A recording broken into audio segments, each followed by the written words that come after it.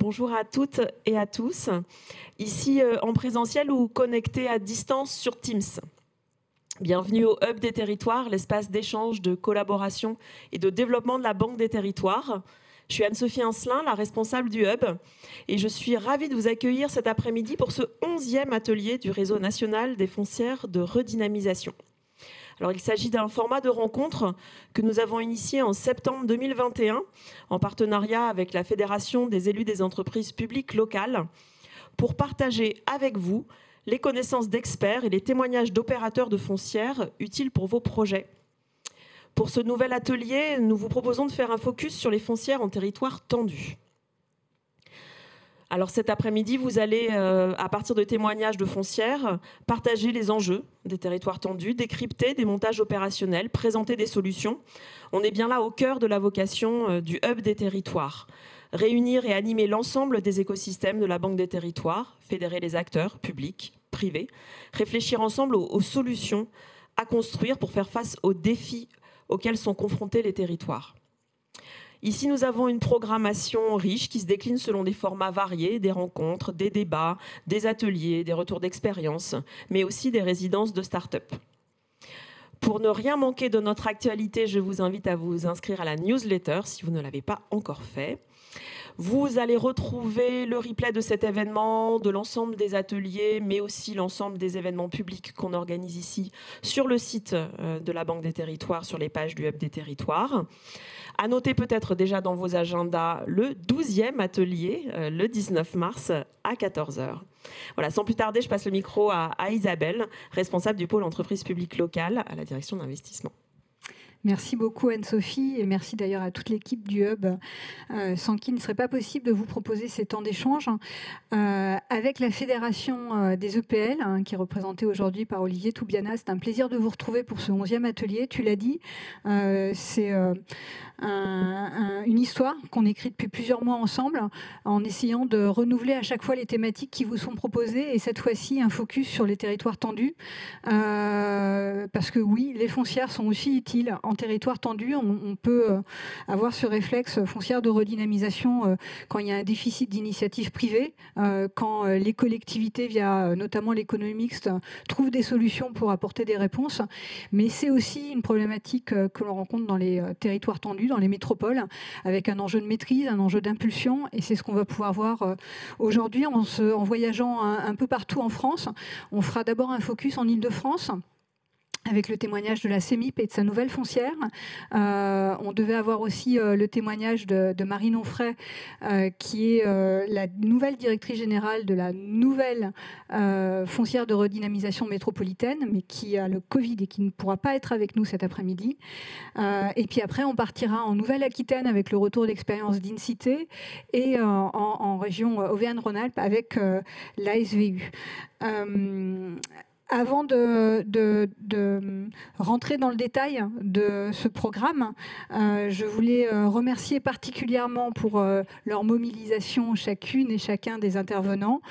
C'est du temps de préparation, c'est une mobilisation pour venir en présentiel ou en distanciel intervenir, mais c'est vraiment précieux pour l'ensemble du réseau de pouvoir compter sur vos témoignages. Un merci à toutes les équipes qui ont préparé cet atelier, que ce soit les équipes de la Fédération des EPL, nos équipes. Je pense aussi à l'ACET qui apporte un soutien sur la préparation de ces ateliers. Et puis tout à l'heure, je remerciais l'équipe du Hub, donc je renouvelle mes remerciements. Grâce à eux, ça nous rend possible l'organisation très régulière de ces ateliers. Avant aussi de rentrer dans le vif du sujet, tu l'as dit, Anne-Sophie, avec les prochains rendez-vous qui seront les nôtres, et notamment l'atelier 12 du 19 mars. Normalement, vous allez avoir dans le chat le lien pour l'inscription. On fera un focus en mars sur notamment les partenariats avec les bailleurs sociaux et les institutionnels comme les chambres de commerce. Donc rendez-vous le 19 mars prochain pour l'atelier 12 du réseau national des foncières. Dans nos prochaines actualités communes avec la Fédération des EPL, bien sûr le congrès qui a lieu la semaine prochaine, prochaine, du 12 au 14 décembre à Cannes. La fédération, c'est son temps fort qui permet de rassembler l'ensemble des acteurs de l'économie mixte, et bien évidemment pour la Banque des Territoires, c'est aussi un moment important, donc nous serons mobilisés. N'hésitez pas à venir nous retrouver sur notre stand. Et quelques dates aussi pour faire un petit focus, et normalement vous allez retrouver les différents liens dans le chat, sur les quelques initiatives qui ont largement rassemblé ces dernières semaines, qui ont eu lieu au Hub des Territoires. On a fait une initiative en septembre sur EPL et réindustrialisation. Vous étiez plus de 350 inscrits, donc si le sujet vous intéresse, même s'il concerne moins directement les foncières de redynamisation, mais ça peut concerner bien sûr le développement de vos territoires. Le lien est à votre disposition. Une initiative que nous avons fait aussi en commun avec la Fédération des EPL le 21 novembre dernier sur le rôle de l'économie mixte en matière de santé. Et là, ça concerne aussi l'activité des foncières de redynamisation. On a notamment déjà fait une table ronde sur le sujet des solutions, notamment en matière de maisons de santé pluriprofessionnelles, comment on peut aussi offrir des solutions, lutter contre les déserts médicaux en s'appuyant sur les foncières de redynamisation. Et vous avez en appui de ce replay un guide aussi qu'on a sorti avec la Fédération des EPL sur le rôle de l'économie mixte en matière de santé. Et dans les actualités aussi, on a édité avec Département de France et avec la Fédération des EPL un guide qui est sorti en novembre sur le rôle de l'économie mixte à l'échelle départementale.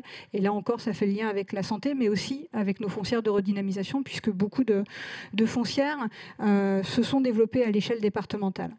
Voilà, sans plus attendre, je vous propose qu'on rentre dans le vif du sujet, et je remercie à la fois Thaïs, Dominique et Sandrine de me rejoindre à la tribune pour qu'on puisse démarrer cette première table ronde. Merci beaucoup Anne-Sophie.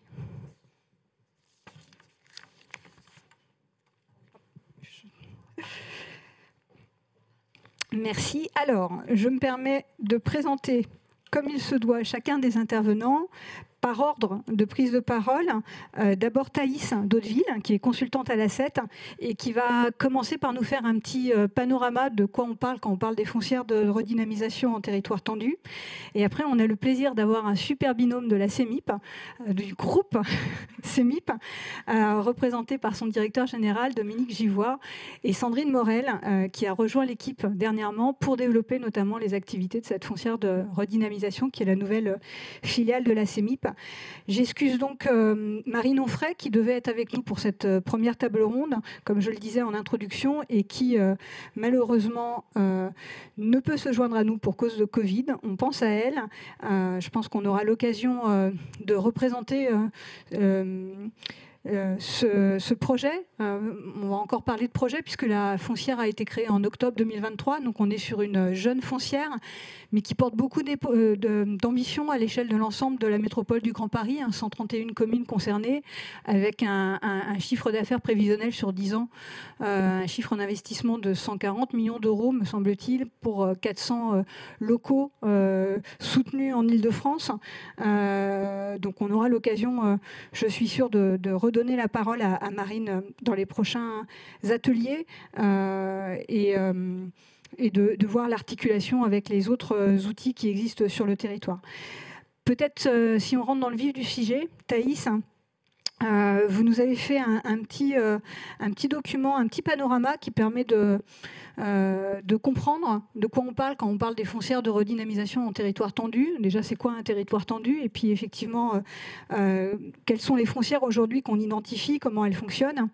Ces données sont issues d'un observatoire qu'on pilote côté Banque des Territoires avec Frédéric Gibert, et j'en profite pour saluer sa présence avec nous cet après-midi, qui est le directeur du programme Action Cœur de Ville, mais qui est aussi le responsable du déploiement des foncières de redynamisation.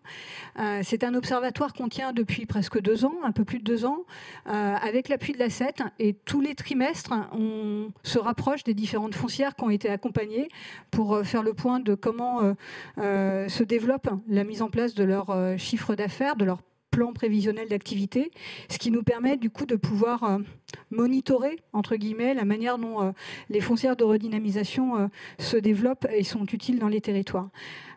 Thaïs, si vous voulez prendre le relais pour présenter du coup cette cette première mise en bouche qui nous permet de fixer les enjeux sur cette table ronde. Oui, bonjour Isabelle, bonjour à tous. En effet, cette petite présentation pour continuer l'introduction sur les foncières en territoire tendu avec quelques chiffres clés que nous avons reconstitués, et j'expliquerai notre méthodologie juste après. La question qui nous a un petit peu tenue pendant ce travail, c'était de voir où en étaient les foncières qui interviennent en zone tendue. Est-ce qu'elles étaient plus ou moins en avance sur leur plan d'affaires par rapport à l'ensemble des foncières? Et donc du coup, les grands chiffres clés qui sont ressortis, c'est que les foncières en zone tendue représentent 35% de l'ensemble des foncières, donc un peu plus d'un tiers, ce qui est assez important. Dans leur plan d'affaires, il est prévu qu'elles créent ou qu'elles restructurent 49% des locaux qu'il est prévu de créer ou de restructurer par l'ensemble des foncières, donc environ la moitié. Elles vont intervenir sur la moitié des locaux, et ce qui correspond à une surface de 34%, donc un pourcentage moins important que le nombre de locaux, ce qui laisse comprendre que les locaux et les commerces sont de plus petite taille. Ensuite, les deux autres chiffres, eux, portent sur les réalisations à ce jour par l'ensemble des foncières et des foncières en zone tendue. Sur toutes les réalisations que l'on peut constater jusqu'à aujourd'hui, 79% des créations ou des restructurations ont été effectuées par des foncières en zone tendue. Donc un chiffre très, très important qui montre que ce tiers des foncières est très, très actif. Ces restructurations et ces créations correspondent à 63% de l'ensemble des surfaces restructurées ou créées. Donc, comme on l'a vu juste avant, les surfaces sont un peu moins importantes que le nombre de locaux. Pour poursuivre et donc expliquer comment nous avons travaillé, beaucoup de critères auraient pu être regardés pour définir une zone tendue. On s'est focalisé sur la question de la tension immobilière en utilisant le zonage Pinel. Donc il y a un zonage qui est utilisé pour définir les zones tendues en immobilier résidentiel. Il est utilisé, comme c'est écrit, pour les barèmes locatifs et classe les communes en fonction du déséquilibre entre l'offre et la demande de logement. Donc c'est un barème qui définit 4 zones que vous voyez listées ici, et vous voyez la cartographie. Et donc nous, pour ce travail, on a utilisé les 3 premières zones qui sont celles où la tension est la plus forte, donc la zone A bis, A et B1 qui correspondent au violet, au rouge et au orange sur la carte. Et comme le disait Isabelle, puisqu'il y a ce suivi de toutes les foncières, on a les chiffres sur où est-ce qu'elles en sont, et donc on a pu comparer cette liste des foncières en zone tendue à l'ensemble des foncières en activité. Un petit point peut-être sur leur localisation. Le graphique du haut vous montre la localisation par région de l'ensemble des foncières. On voit qu'il y a une présence assez importante en Île-de-France, en Nouvelle-Aquitaine, en Auvergne-Rhône-Alpes, et que les foncières en zone tendue sont localisées de manière peut-être un petit peu différente. Toujours une forte présence en Île-de-France et en Auvergne-Rhône-Alpes, mais un peu moins en Nouvelle-Aquitaine. Et puis certaines régions où les foncières en zone tendue sont absentes. C'est le cas en Bourgogne-Franche-Comté, dans les Hauts-de-France, en Normandie, en Antilles-Guyane, dans le centre Val-de-Loire et dans la zone Pacifique. Si je poursuis, vous voyez donc ici du coup la liste des foncières que l'on a sélectionnées selon la méthode que j'ai expliquée précédemment, et puis une carte qui permet de les localiser et en effet de voir qu'elles sont absentes de certaines régions.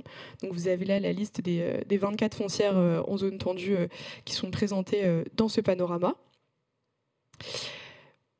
Pour revenir sur les chiffres présentés en tout début, ce tableau donc est un focus sur le plan d'affaires, avec en première ligne les chiffres de tout l'ensemble des foncières en activité, en deuxième ligne les foncières en zone tendue, et donc la ligne en jaune qui fait le rapport des foncières en zone tendue sur l'ensemble des foncières, et permet donc de voir que les foncières en zone tendue interviennent sur 49% des locaux, et que ça correspond seulement à 34% des surfaces qu'il est prévu de restructurer ou de créer. Et puis un petit chiffre supplémentaire sur la subvention au FRLA qui elle est de 32%, mais qui s'explique par là où est dirigé ce fonds, donc plutôt pour les zones détendues qui ont besoin de ces fonds. Et donc, je poursuis avec un deuxième tableau donc, qui, lui, porte sur l'état d'avancement du plan d'affaires. Pareil, les deux chiffres clés que j'ai présentés en introduction, donc 79% des réalisations l'ont été par des foncières en zone tendue, et cela correspond à 63% des surfaces créées ou restructurées. Et puis, juste sur la ligne d'en dessous, on a fait l'exercice d'enlever de notre paquet des foncières en zone tendue les foncières parisiennes pour voir le poids qu'elles représentaient. Et donc, quand on les enlève, la part des locaux restructurés et créés tombe à 28% et les surfaces tombent à 33%, ce qui montre la grande activité des foncières parisiennes qui, en fait, dans ces 79% des locaux restructurés ou créés, pèsent et représentent une grande partie de ces locaux. Et puis pour conclure, j'avais deux camemberts à montrer. Le premier qui est sur les territoires d'intervention des foncières en zone tendue. Donc sur la gauche, vous voyez le territoire d'intervention pour l'ensemble des foncières.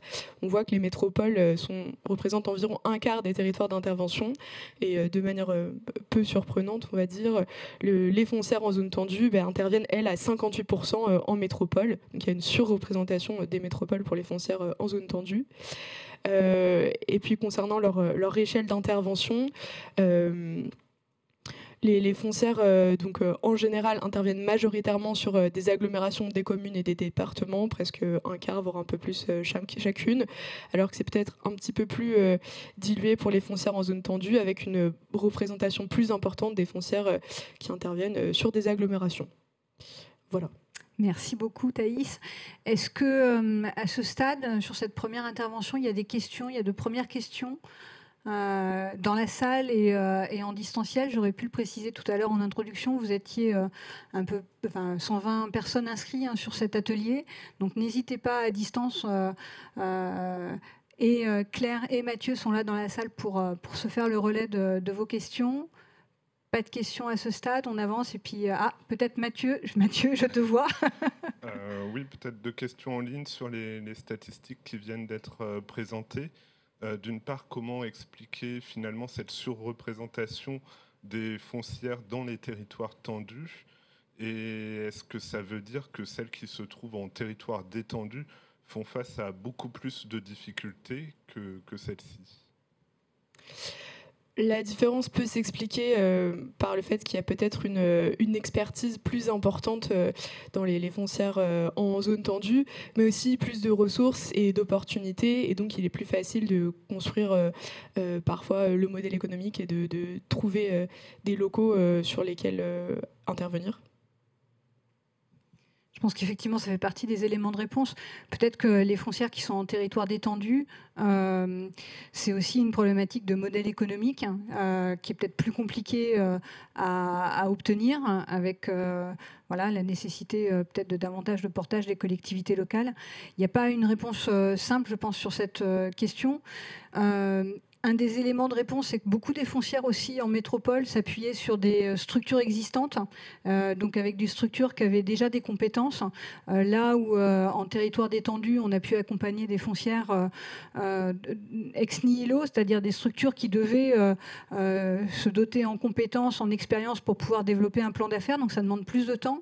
Et puis la crise économique et la crise immobilière, elle impacte tous les territoires, mais peut-être qu'en métropole où il y a plus de demandes et où du coup on subit moins cette crise, c'est peut-être plus facile de développer son plan d'affaires, et peut-être que les foncières en territoire détendu sont plus percutées par puisque les modèles économiques sont plus fragiles, par la hausse des taux, donc certainement pas une réponse unanime, chaque cas sera différent, mais ça peut faire partie des éléments de réponse, et le fait de s'appuyer notamment, on va voir d'ailleurs tous les exemples, à part la foncière de la métropole du Grand Paris, qui ne témoignera donc pas cet après-midi, mais que ce soit avec l'exemple de la CEMIP, où on s'appuie sur une structure qui existe, mais l'exemple particulièrement de la SVU et d'Incité tout à l'heure dans la deuxième table ronde, on est là sur des outils qui sont bien implantés sur leur territoire, qui ont déjà un savoir-faire et du coup qui ont une capacité à délivrer et à tenir un plan d'affaires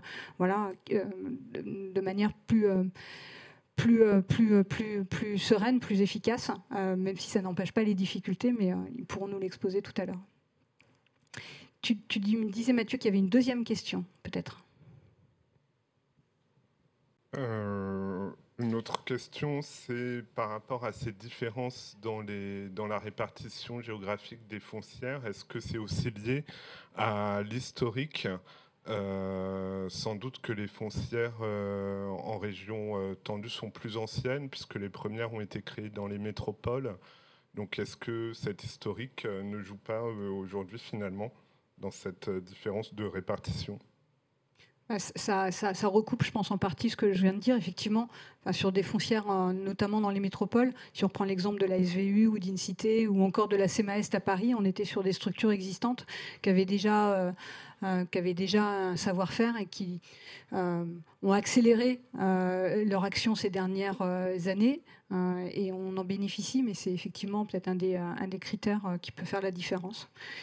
Je ne sais pas si Frédéric, toi qui as ton œil expert aussi, Ok. Je vous propose qu'on poursuive avec l'exemple de la CEMIP, avec ce retour d'expérience. Peut-être en 3 questions. Déjà, la CEMIP, le groupe CEMIP, puisque désormais, on va parler du groupe CEMIP. Pourquoi une foncière de redynamisation ? Une nouvelle corde à l'arc de ce que propose le groupe sur son territoire, et puis quelle stratégie et du coup quelles ambitions pour demain. Voilà, Dominique, si tu veux commencer, je pense. Oui, bonjour à toutes et à tous. Bonjour Isabelle, merci à la Banque des Territoires, au Hub des Territoires pour cet atelier et de nous y avoir invités. Je voudrais juste souligner que nous avons beaucoup regardé ce qui était ici échangé dans les précédentes séances lors de notre phase de réflexion préalable au montage de notre foncière, et nous avons beaucoup tiré de leçons des expériences. Voilà, donc c'est un réseau qui est très utile pour les EPL qui travaillent sur le sujet. Donc merci pour ce travail. Et le centre de ressources aussi qui est proposé sur le site de la Banque des Territoires. Merci beaucoup voilà. pour ce témoignage. Donc du coup, mais c'est tout à fait sincère, franchement, on a énormément eu de choses à regarder et ça nous a vraiment aidé. Bon, en 2 mots, donc nous on est effectivement un ensemble d'EPL, ou un ensemble, il y a 2 EPL, on va dire, opérateurs, sur un territoire de première couronne parisienne, donc qui est situé en Seine-Saint-Denis, vraiment qui touche Paris, et j'expliquerai un petit peu rapidement ce territoire ensuite. Une SEM qui a plus de 55 ans et qui était avec un fort ancrage communal par rapport au schéma qui a été présenté. On va dire qu'historiquement, c'est une SEM communale qui est devenue intercommunale à partir du moment où les compétences ont été transférées des communes vers les intercommunalités en matière d'aménagement, puisque notre cœur de métier, c'est la transformation de la ville, donc l'aménagement et la construction. Une ESPL qui donc s'appelle la SPL Ensemble, qui a été créée il y a 5 ans, donc beaucoup plus récente, et qui elle a un ancrage volontairement intercommunal, avec l'intercommunalité donc, qui chez nous s'appelle Est Ensemble, qui est donc un territoire de 9 communes qui réunit 420 000 habitants, avec des communes évidemment qui sont des grosses communes, puisque si on fait le ratio, donc Bobigny, Pantin, Romainville, Noisy-le-Sec, Montreuil, Bagnolet, Les Lilas, Le Pré-Saint-Gervais, j'espère que j'en ai pas oublié. Il y a Bondy aussi, voilà, que j'avais oublié. Donc c'est une SPL qui est constituée avec un capital 50% intercommunal. À la base, la ville de Pantin qui a cofondé cette structure pour que effectivement on puisse se positionner sur un grand projet urbain qui était situé sur le territoire de Pantin, grand projet d'aménagement, et on a depuis lors cheminé avec toutes les communes de ce territoire, puisqu'on a une ouverture du capital actuellement engagée qui fera rentrer 5 autres communes qui actuellement délibèrent, et ça sera conclu tout à fait début d'année 2024.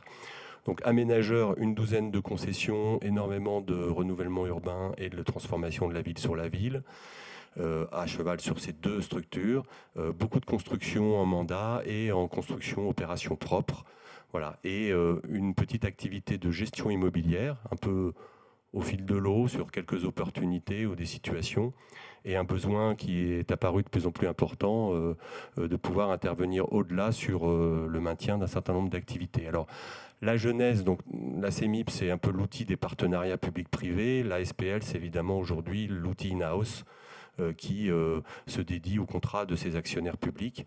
Donc Est Ensemble pour l'aménagement, les villes pour le commerce, qui est une compétence qui est restée ville en Île-de-France, et la construction d'équipements pour les collectivités, quelles qu'elles soient. Voilà, donc la genèse de cette activité, on va dire, sur la question du portage foncier et du commerce, c'est à la fois un besoin du territoire, avec une volonté de la commune de Pantin très forte, donc qui est un actionnaire de référence pour nous, d'encadrer beaucoup mieux ce qui se passait dans une ville qui est en train de se transformer profondément, puisque c'est une ville qui a passé de moins de 50 000 habitants en 2000 à aujourd'hui, on se rapproche des 65 000, donc ça fait près de 500 nouveaux habitants, voire plus, par an en moyenne. Une transformation profonde de son tissu économique qui historiquement était industriel et qui est devenu plutôt tertiaire avec des grandes enseignes, des grandes entreprises, communication, Agence Havas, BETC, Hermès qui est un gros employeur sur la ville, BNP Banque, qui est aussi très présent avec, pour chacune de ces entreprises, plus de 1000 salariés. Hermès, c'est plutôt 2000 aujourd'hui. Voilà, donc une grosse mutation à la fois avec une grande pression immobilière qui peu à peu s'est traduit par évidemment un évincement progressif des artisans indépendants ou une capacité à se maintenir sur des tissus commerciaux plus difficiles, puisque les valeurs ont évidemment monté à tous les niveaux du logement jusqu'au commerce. Donc une volonté de la ville très forte avec peut-être un besoin d'outillage qui progressivement est arrivé vers ce besoin d'une création de foncière. C'est conjugué avec l'opérateur que nous sommes qui, sur deux axes, je dirais, c'est dit effectivement il faut qu'on bouge sur ce sujet. Le premier, c'est que ce qu'on produisait dans les AC et dans les opérations de renouvellement urbain en matière de pieds d'immeubles partait vers des logiques investisseurs privés qui s'enchaînaient les unes derrière les autres avec à chaque fois une reprise de valeur et du coup mettaient en difficulté la possibilité d'installer des commerces pérennes qui répondaient bien aux besoins et sur la durée. Donc c'est déjà une carence, on va dire, de notre part qui nous a amené à constater que sur les projets, c'était pas du tout satisfaisant ce qui ressortait sur les pieds d'immeubles. Et puis le deuxième sujet, c'est aussi qu'on est une SEM qui avons fait pas mal de projets immobiliers, qui avons aussi heureusement gagné notre vie de façon significative, et donc une volonté de pouvoir réinvestir une partie de ces fonds propres que nous avions réussi à faire monter au service d'une politique publique du territoire où il y avait un fort besoin. Voilà, donc on a travaillé avec les collectivités et Est, donc la ville de Pantin, Est Ensemble. Peut-être la jeunesse très rapidement, et je passerai ensuite la parole. 2019, on modifie nos statuts pour prendre cette compétence dans l'objet social de redynamisation commerciale. 2021, donc on se lance vraiment dans l'aventure en se disant, c'était un peu ma stratégie en termes de quelle était l'activité qu'on allait développer sur ce sujet. Il fallait qu'on sache si effectivement on arrivait à servir un projet qui était cohérent. Donc on a lancé un programme d'études avec l'appui de la Banque des Territoires que nous avons confié à la CEMA Est, qui nous a permis de faire et un diagnostic et un positionnement stratégique et un montage juridique et financier qui nous a permis finalement de confirmer qu'il y avait un intérêt à constituer une structure qui pouvait déjà partir d'un projet local. On a travaillé ça avec les collectivités, donc aussi Est Ensemble, avec l'idée que cet outil, au-delà du projet pantinois, pourrait servir d'autres projets cohérents sur des axes des autres communes du territoire. Cette étude, elle a été menée tout au long de 2022. On a conclu fin 2022 qu'on y allait. Et donc après, j'ai eu besoin d'être épaulé par quelqu'un de très compétent, qui donc est Sandrine, qui va ensuite prendre la parole et qui m'a aidé effectivement à monter cet outil, à finaliser le partenariat, dont celui avec la Banque des Territoires a été évidemment déterminant, et de construire le BP et l'ensemble des documents qui nous ont permis finalement de créer en 9 mois. Donc Sandrine a été très performante. En 9 mois, on a créé notre structure. Et du coup, on a, 1 mois et demi après, voté 11 acquisitions lors du dernier, la première assemblée des associés quasiment.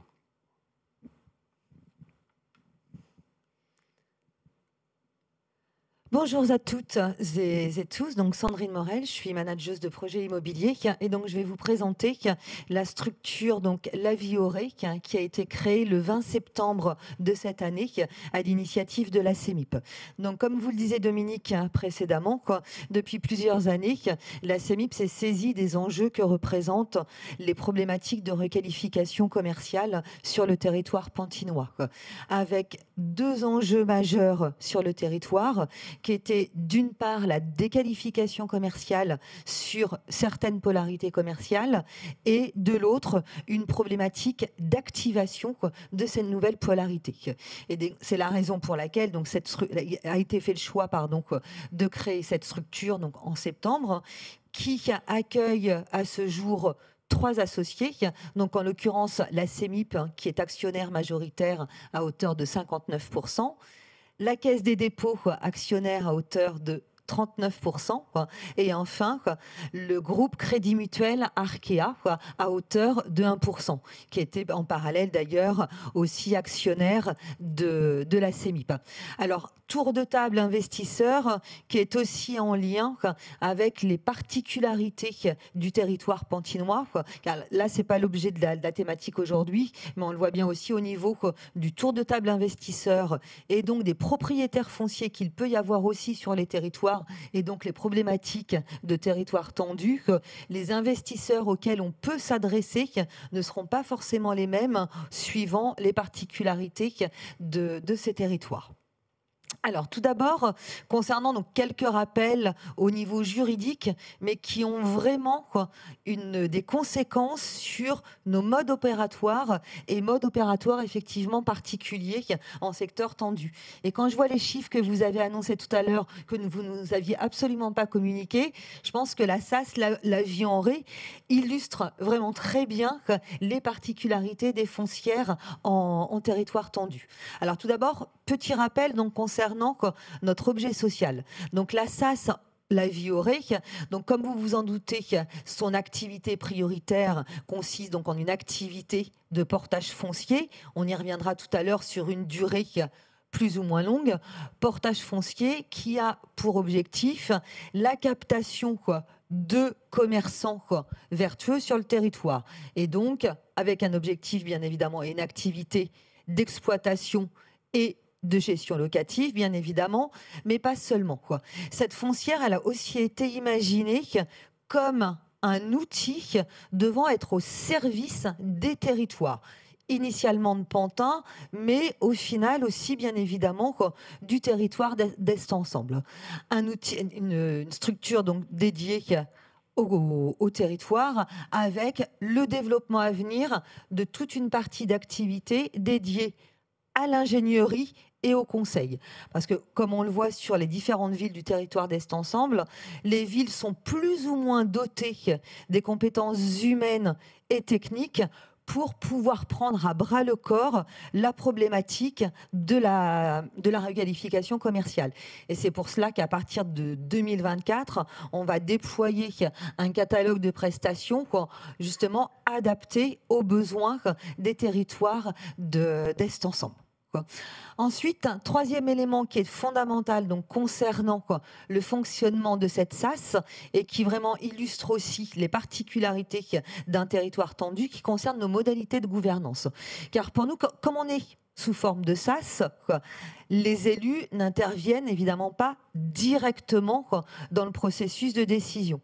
Et c'est la raison pour laquelle il a été décidé de distinguer 2 types d'instances, et sachant que tout cela est formalisé dans notre pacte d'actionnaires, donc vraiment notre guidane, notre fil d'Ariane pour vraiment formaliser les process de décision, avec des instances propres à la SAS, que sont le comité d'engagement, j'y reviendrai tout à l'heure, et bien évidemment l'Assemblée générale des actionnaires qui acte notamment des acquisitions, mais aussi une deuxième instance qui n'est pas une instance de décision d'un point de vue légal, mais qui a toute son importance dans son bon fonctionnement et dans l'intégration dans l'écosystème local, qui est le comité local de coordination. Comité local de coordination présidé par les maires de nos territoires d'intervention, donc là pour le moment par le maire de Pantin avec l'élu au commerce, et comité de coordination qui d'une part doit permettre de guider les actions, notamment donc par rapport aux activités que l'on va chercher à capter pour garantir l'adéquation entre les ambitions portées par les élus et les objectifs de la SAS, mais qui a aussi pour vocation de confirmer les biens identifiés comme devant être des actifs prioritaires. Et là, on voit bien l'importance de ce comité local de Cordeau, et surtout en territoire tendu, parce que lors de cette instance, sont notamment échangées des informations essentielles sur justement les cellules à capter en priorité, et surtout le lien avec les différents acteurs et notamment les différents services de la ville. Parce que comme nous sommes une SAS, nous ne sommes pas titulaires bien évidemment du droit de préemption, on y reviendra tout à l'heure. Et donc là, on voit bien l'importance de partager et surtout d'agir de concert et dans la même direction avec notamment le service foncier, commerce et finances de la ville pour œuvrer dans le même sens, pour au final pouvoir aboutir à nos acquisitions. Donc là, on voit vraiment justement, toujours sur les spécificités d'un territoire tendu, le fait d'agir de concert avec tous les acteurs présents constitue une des conditions de réussite pour son bon fonctionnement. Donc, ensuite, concernant nos objectifs, et là les objectifs illustrent vraiment ce que vous disiez tout à l'heure. Donc nous, on a un objectif à 10 ans de l'acquisition d'une quarantaine de biens, ce qui représente un petit peu moins de 3000 mètres carrés identifiés à 10 ans. Sachant donc que sur ce portefeuille d'actifs identifiés, on a une trentaine de biens qui sont ciblés en pleine propriété et un quart de biens ciblés dans le cadre de biens appartenant aux bailleurs sociaux et avec lesquels on va contractualiser sous forme de baux amphithéotiques. Sachant que sur les biens en pleine propriété, sur ces 30 biens, grosso modo, 52% de ces biens sont sur du parc ancien. Et sur ces 50% de biens en parc ancien, 98% sont situés en quartier politique de la ville. C'est là, nous, où on déroge un tout petit peu au stade que vous avez pu donner précédemment, concernant notamment le fléchage des subventions au niveau de l'ANCT, par exemple, où nous, l'intervention de l'ANCT avec le FRLA va constituer une condition importante pour pouvoir poursuivre notre politique d'acquisition. Sachant donc qu'au total, ça représente donc un investissement global d'un petit peu plus de 9 millions d'euros, avec au niveau de notre modèle économique, pour les biens dans l'ancien, un gearing où on va être sur 30% de fonds propres et 40% de fonds propres et 60% d'emprunts bancaires. Et pour les biens neufs, dans le cadre de VFA, je vais y revenir tout à l'heure, 30% de fonds propres et 70% d'emprunts bancaires. Donc, ce qui représente au final, donc en termes d'intervention, un objectif de maîtrise de 5 à 8% du linéaire commercial pantinois. Parce que j'ai oublié de vous dire une chose essentielle. Donc, Pantin, comme Dominique vous le disait tout à l'heure, c'est 65 000 habitants, 800 cellules commerciales recensées, dont 700 cellules commerciales actives, avec une répartition très inégale d'un quartier à l'autre, où on a sur notre ville 11 polarités commerciales, avec 5 polarités commerciales prioritaires d'intervention. Et là aussi, on voit bien aussi, par rapport donc, à la problématique de territoire tendu, l'importance d'intervenir sur des périmètres clairement établis et avec une cohérence d'action. Et effectivement, le fait de ne pas être dans une logique de diffus, mais vraiment d'avoir une cohérence d'action, aura pour objectif, comme pour toute foncière d'ailleurs, de favoriser l'effet levier auprès des propriétaires privés. Alors ensuite, et là ça illustre aussi ce que vous disiez tout à l'heure sur les surfaces et les mètres carrés type de ciblé. Donc cette foncière, comme vous le voyez, elle a donc formalisé sa stratégie d'intervention et donc sa stratégie d'investissement sur la base de 2 critères. D'une part, le critère de maturité de zone de chalandise, et d'autre part, suivant le critère d'attractivité du bien. Concrètement, est-ce qu'il s'agit d'un bien dans l'ancien et sur lequel une politique de réhabilitation très forte devra être menée, ou est-ce que l'on est sur des biens neufs dans le cadre de VEFA ? Sachant que nous, effectivement, notre force, c'est que la CEMIP, en tant qu'aménageur, mais aussi sur son métier de copromotion, a vraiment une force de frappe auprès des promoteurs pour que l'on puisse acheter à des prix extrêmement encadré, ce qui consolide fortement notre modèle économique. Donc là, vous le voyez, 3 secteurs qui ont pu être identifiés et formalisés. Donc les secteurs à enjeu de requalification et de diversification commerciale. Donc là, on est typiquement sur un tissu faubourien très ancien, de très petite taille et qui aura besoin justement d'un gros travail de réhabilitation, voire aussi de remembrement, dès lors que les caractéristiques techniques du bâti le permettent. Et donc là, avec 2 typologies de biens, donc les neufs et l'ancien. Et donc vous voyez, au niveau de nos surfaces types, nous ne sommes pas sur des grandes surfaces et on va être du 20 à 200 mètres carrés. Le 400 mètres carrés étant extrêmement rare. Et donc là, un objectif d'acquisition, éviction, remembrement, travaux de réhabilitation. Sachant que, à titre indicatif, nous, sur le territoire pantinois, en termes de valeur foncière de référence, nous sommes sur les biens anciens qui nécessitent de gros travaux en quartier politique de la ville. Nous sommes sur des prix qui oscillent entre 3 000 et 4 500 € le mètre carré. Et là, on faisait encore le point la semaine dernière avec les domaines, où là, depuis plus d'1 an, même si on est en QPV, on assiste vraiment à une augmentation des valeurs foncières de référence totalement déconnectées des réalités du marché. Plus à cela, bien évidemment, une grosse campagne de travaux et de réhabilitation, notamment donc sur les devantures et mise en conformité, sachant qu'on ne livre pas un bien totalement aménagé. Là, avec un coût de travaux qui va osciller entre 1 000 et 1 500 € le mètre carré. Donc, vous voyez effectivement que par rapport au modèle économique, dans un tissu économique tendu, que l'impact au niveau de notre plan d'affaires.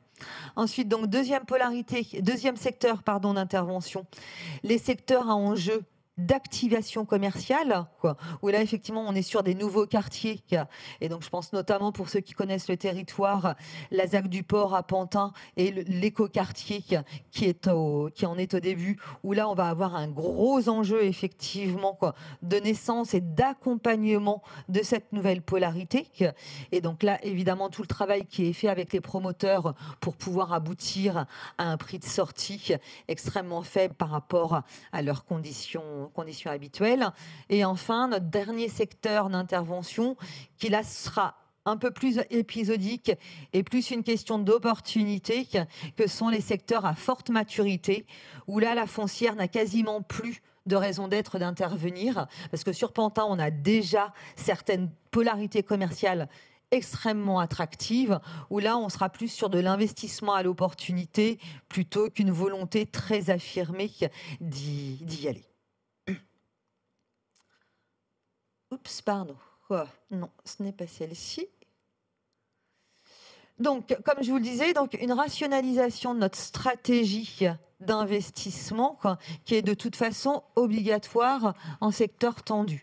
Avec, comme vous l'avez vu sur la slide précédente, un mix portefeuille qui doit s'équilibrer au global de nos actifs. Tout à l'heure, je vous parlais de notre pacte d'actionnaires et qui est vraiment notre guidane au quotidien. Et notre pacte d'actionnaires qui, bien évidemment, a un impact sur nos objectifs au niveau de notre modèle éco. Tout à l'heure, je vous parlais d'un équilibre entre les biens anciens et nouveaux. Nous avons un taux de retour sur investissement, notre TRI, avec un minimum de 5,5%. Et là, quand on le voit par rapport, on l'a vu sur notre dernière assemblée au mois de novembre, autant sur des biens neufs, on peut être sur des TRI à 2 chiffres, où là, effectivement, le prix de sortie est tel qu'on va pouvoir être sur un TRI de plus de 10% et sur une durée de portage à 10 ans. Mais sur les biens dans l'ancien, on va être sur des TRI qui vont être sur une base de 3%. Donc là, on voit vraiment l'importance au niveau de notre portefeuille au global de pouvoir être à l'équilibre et de voir un raisonnement systémique. Donc, premier critère, effectivement, donc notre TRI, et d'où l'importance de notre portefeuille d'actifs suffisamment mixé. Et là, ensuite, avec une durée de portage aussi en lien avec un territoire tendu. En ce sens que notre foncière est une foncière de projet et que son objectif, c'est de pouvoir avoir une rotation dans son portefeuille de 10 ou 15 ans suivant les biens, pour pouvoir poursuivre le processus de requalification. Et là, l'objectif, comme beaucoup de foncières, d'ailleurs en territoire tendu, l'objectif sera de pouvoir vendre ces biens-là requalifiés. Alors, ne pas les vendre, évidemment, à n'importe qui, mais vraiment un objectif de cash flow et de poursuite du processus d'investissement. Sachant que, toujours sur les problématiques de territoire tendu, l'un des leviers aurait pu être de jouer sur nos valeurs locatives, donc sur les conditions offertes à nos futurs locataires. Mais là aussi, nous devons être en phase et en cohérence avec la raison d'être de notre foncière. En l'occurrence, par rapport à nos indicateurs clés, on est sur une rentabilité brute locative attendue de 6,5% et avec une obligation de ne pas être en deçà des taux d'intérêt. Et comme vous le savez, vu que les taux d'intérêt actuels, réussir à respecter cet indicateur, pour nous reste vraiment une exigence et une difficulté du quotidien. Donc là aussi, toujours en territoire tendu, quelle cohérence avoir pour à la fois avoir des loyers en phase avec notre cœur de cible, que sont donc nos pépites entrepreneuriales, des commerçants vertueux pour le territoire, eu égard aux besoins et attentes exprimés par les habitants et les habitantes, tout en respectant nos problématiques de rentabilité locative. Sachant que, je ne sais pas si ça parlera, toujours en termes d'indicateurs, nous sur le territoire pantinois, en termes de loyer, au niveau de la foncière, on est vraiment sur la fourchette extrêmement basse au niveau des loyers, où on est sur un loyer à 200 € hors taxes, hors charges par mètre carré. Alors que vous trouvez certains propriétaires, y compris en quartier politique de la ville, qui sont tout à fait capables de faire des loyers qui vont jusqu'à 300 à 350 €, voire 600 €. Donc là, vous voyez la déconnexion, on voit bien toute la problématique du territoire tendu, où on a une déconnexion totale entre les réalités de marché et les chiffres clés de l'immobilier dans le secteur privé. Et enfin, dernier élément qui vraiment guide notre action, tout à l'heure je vous parlais de nos instances de gouvernance et concernant le comité d'engagement. Et là aussi, on voit toujours l'importance de l'analyse à produire et surtout une analyse objectivée et objectivable quand il s'agit de se poser de l'acquisition de tel et tel bien. Parce qu'effectivement, on aurait tendance à se dire on est en territoire tendu et il va falloir qu'on y aille coûte que coûte, certes, mais on a quand même effectivement un certain nombre d'indicateurs à respecter. Et c'est la raison pour laquelle, et notamment justement avec l'équipe de la Caisse, et je les remercie en ce sens, où vraiment on a établi des modèles de fiches d'actifs et d'indicateurs formalisés et objectifs, en l'occurrence sur la base de 6 critères, que sont bien évidemment la localisation et la zone de chalandise, la géométrie et l'exploitabilité du bien, l'état du local, son prix, le risque locatif et la vie de la copropriété. Et là, on voit bien justement en amont tout le travail nécessaire à faire en vue d'aller en comité d'engagement pour garantir justement là aussi notre mode d'intervention. Sachant qu'en plus, la particularité pantinoise, mais c'est le cas aussi de plusieurs foncières sur la petite couronne, c'est qu'on intervient aussi très souvent en complément d'actions de recyclage foncier. Et je pense notamment à des opérateurs type la Soreca, qui sont des opérateurs qui interviennent dans le cadre donc, de campagnes de lutte contre l'insalubrité et de rénovation urbaine, où là, on voit bien l'importance justement avec ces opérateurs de traitement des vides copropriétés, parce qu'évidemment, on aura nos coûts d'acquisition, mais la particularité aussi de ces territoires, c'est qu'on est sur des zones géographiques où les copropriétés ne fonctionnent pas forcément toujours très bien. Et le fait aussi justement d'avoir la foncière qui intervient dans ces copros aura aussi, on l'espère en tout cas, sur le long terme, un impact sur le bon fonctionnement de ces copropriétés. Et je vais laisser la suite pour la conclusion. Alors, conclusion, je ne sais pas, mais en tout cas, sur les conditions de réussite, pour nous, en tout cas, de cette foncière qui a démarré plutôt sur les meilleurs auspices. Peut-être quelque chose qui a été dit tout à l'heure par Isabelle, c'est effectivement le fait de partir d'une SEM qui a des ressources à la fois sur la gestion immobilière, sur la capacité de mener des travaux, et puis effectivement les fonctions support, DAF, etc., et qui s'est dotée avec l'arrivée de Sandrine d'une compétence propre, mais qui prend en charge non seulement le développement de cette activité foncière, mais aussi notre gestion de quelques biens qui sont des biens plutôt bénéfiques pour la société. Ça permet de mettre en place des coûts fixes, on va dire, qui sont totalement absorbables dans la phase de développement d'un projet de ce type-là. Voilà. Et puis, donc les conditions de réussite que l'on souligne sur cette diapositive, qu'effectivement on sache où on met les pieds en matière foncière, c'est-à-dire c'est pas la peine d'y aller si on s'aperçoit que c'est impossible d'aller pouvoir se positionner sur les fonciers. Vous avez bien compris que notre projet, il joue sur cette... à la fois, il est fondé sur le fait qu'on veut faire levier sur des secteurs particuliers pendant un certain temps, donc avec une vraie capacité d'action volontariste, c'est-à-dire pas que saisir des opportunités, mais aller au-devant. Donc c'est pour ça que l'analyse de dureté foncière est fondamentale. Les locaux sont ciblés, les secteurs sont ciblés, périmétrés, et la durée d'intervention aussi. Effectivement, le mixte ancien-nouveau, c'est peut-être aussi une autre manière de répondre aussi à la question de tout à l'heure, que peut-être en secteur moins de première pression, on va dire, de pression immobilière. Effectivement, on peut moins jouer sur cette péréquation sur laquelle nous on peut jouer. C'est-à-dire effectivement, si on n'allait que sur l'ancien, c'est-à-dire vraiment le plus difficile de ce qu'on a à faire, et c'est pour ça qu'on y est, on ne pourrait pas y aller si on n'avait pas le neuf à côté. Les nouvelles polarités, certes, ça va être pas un sujet facile. Il faudra peut-être porter avec des mesures d'accompagnement pendant les quelques premières années où les quartiers ne sont pas encore constitués, où les projets pas totalement finis. Mais il n'empêche qu'on met en place des conditions imposées aux opérateurs avec l'appui des collectivités qui sont telles que c'est totalement absorbable et ça permet de bénéficier au modèle dans son ensemble et donc à notre capacité d'agir sur le plus difficile.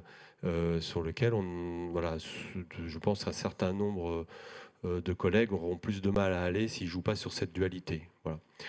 Donc cette dureté foncière, deuxième paramètre, on est forcément dans un système d'acteurs complet, ce qu'on doit animer et qu'on doit faire vivre. Donc à la fois, on s'est rapproché des structures qui possèdent des centres commerciaux sur Pantin. Donc c'est 800 commerces, c'est 4 marchés forains, mais c'est aussi des acteurs qui cherchent à placer. Voilà. Donc, et puis les acteurs publics, là on a parlé beaucoup d'Est Ensemble et de la ville de Pantin, sans qui effectivement, sans la combinaison avec eux est essentielle, mais de même avec des acteurs comme la NCT ou l'ANRU. Alors ça c'est peut-être un des sujets à évoquer, c'est-à-dire que l'ANRU accompagne peu le sujet des commerces dans les PNRQAD ou les quartiers de renouvellement urbain, quartiers anciens. C'est pas vraiment le cœur de cible et du coup la mesure n'est pas vraiment prise du sujet pied d'immeuble à notre sens. Nous on a essayé d'avoir du financement, on n'a pas pu en avoir. Voilà. Par contre, le soutien de politiques comme celle portée par l'ANCT est essentiel quand on a les valeurs que vient de décrire Sandrine, qui sont quand même des valeurs très hautes. Si on est à 4005 en acquisition, bon, c'est le max. Après, ça devient plus rentable. On n'ira pas sur les sujets où on sait qu'on va perdre de l'argent systématiquement. On est dans une péréquation, mais on a des partenaires comme la Banque des Territoires qui sont quand même assez vigilants. L'autre partenaire est un partenaire bancaire aujourd'hui. On n'a pas dit notre dernier mot sur le fait que ce tour de table s'élargisse. Hein, c'était notre tour de table de démarrage. Voilà, donc ils ont quand même aussi à nos côtés, c'est un peu les garants et les garde-fous de fait qu'on ne soit pas orienté vers des projets difficiles. Donc cette combinaison acteurs publics-privés est essentielle. Et puis le fait qu'on soit adossé à cet ensemble avec les acteurs publics derrière, même si on est en SAS, c'est un climat de confiance pour les propriétaires. On a un exemple très récent, là, une négociation avec une personne âgée qui habite au-dessus d'une cellule commerciale dont elle a vraiment eu beaucoup de mal à se défaire. Il y avait vraiment une activité, je ne sais pas, elle était limite, enfin il y avait de l'illégalité dans ce qui se passait, tout à fait insupportable. Et le fait que on manifeste une position publique avec l'idée que effectivement on va installer des commerçants vertueux et nous a permis de mener une négociation dans des conditions financières qui ont été comprises, qui étaient assez éloignées des prétentions initiales que le broker local ou l'agent local avait glissé à la propriétaire. Voilà, donc c'est le fait qu'on s'installe comme un acteur de référence dans une commune, en l'occurrence, et demain peut-être dans d'autres, est un climat de confiance nécessaire aussi au déploiement de notre outil, qui, comme je le disais tout à l'heure, démarre assez fort avec déjà plus de 25% de son programme d'acquisition engagé suite à la première assemblée des associés. Ce qui est certainement aussi d'ailleurs un premier facteur de réussite de la foncière, c'est que vous avez réussi à optimiser le temps de formalisation de l'étude de faisabilité et de la structuration de la filiale pour pouvoir travailler déjà sur les projets, ce qui vous a permis, moins de 2 mois après la création de la foncière, de passer en comité d'engagement 11 actifs et de tout de suite être dans l'opérationnel. Ce n'est pas toujours le cas dans d'autres foncières qui ont moins de maturité dans la connaissance des biens à acquérir et qui derrière, voilà, ce qui peut expliquer le certain décalage entre la création de la structure et puis l'engagement derrière. Et ça, c'est assez remarquable. Enfin, comme tu le dis, 25% du plan d'affaires engagé 2 mois après la création de la foncière, c'est voilà, bravo pour le travail d'anticipation. Je dirais que c'est un peu une condition de mener ces phases d'études pour qu'on ne crée pas une foncière pour une cellule, quoi. Il faut vraiment que, effectivement, on prenne le temps de mesurer si ça va avoir vraiment un intérêt et un effet levier rapidement. Sinon, on crée quelque chose dont on ne sait pas trop comment il évoluera. Bon, là, en plus, on est c'est vrai qu'on est en résonance avec une politique publique déjà forte. Donc, dans les 11 cellules, il y en a 3 qui appartiennent à la ville, dont une qui a été préemptée pendant le temps de notre étude. Donc, on a parlé tout à l'heure du droit de préemption. Effectivement, en tant que SAS, on ne va pas pouvoir en bénéficier. Après, le fait qu'on soit dans un groupe, petit groupe, comme on l'a montré tout à l'heure, avec différents véhicules, nous permettra peut-être, via des CRAC ou je ne sais quel autre montage, de transférer à un moment ou à un autre ce droit de préemption. Mais aujourd'hui, la ville, bon, ça nous fait une double mutation, c'est pas terrible ça fait des charges en plus, mais bon, ça reste absorbable. Mais du coup, on est bien dans un mécanisme où il y a un exercice de droit de préemption sur les biens qui sont dans notre cible en fait de notre étude de dureté foncière. Merci beaucoup Dominique. Sandrine, j'imagine qu'il y a des questions et comme le temps file, sans attendre Mathieu ou Claire, si vous souhaitez vous faire le relais de ces questions. Oui, peut-être juste une question que je pense a été répondue, en tout cas a été résolue, mais de compréhension, les 40 locaux sont tous situés sur la commune de Pantin. D'accord.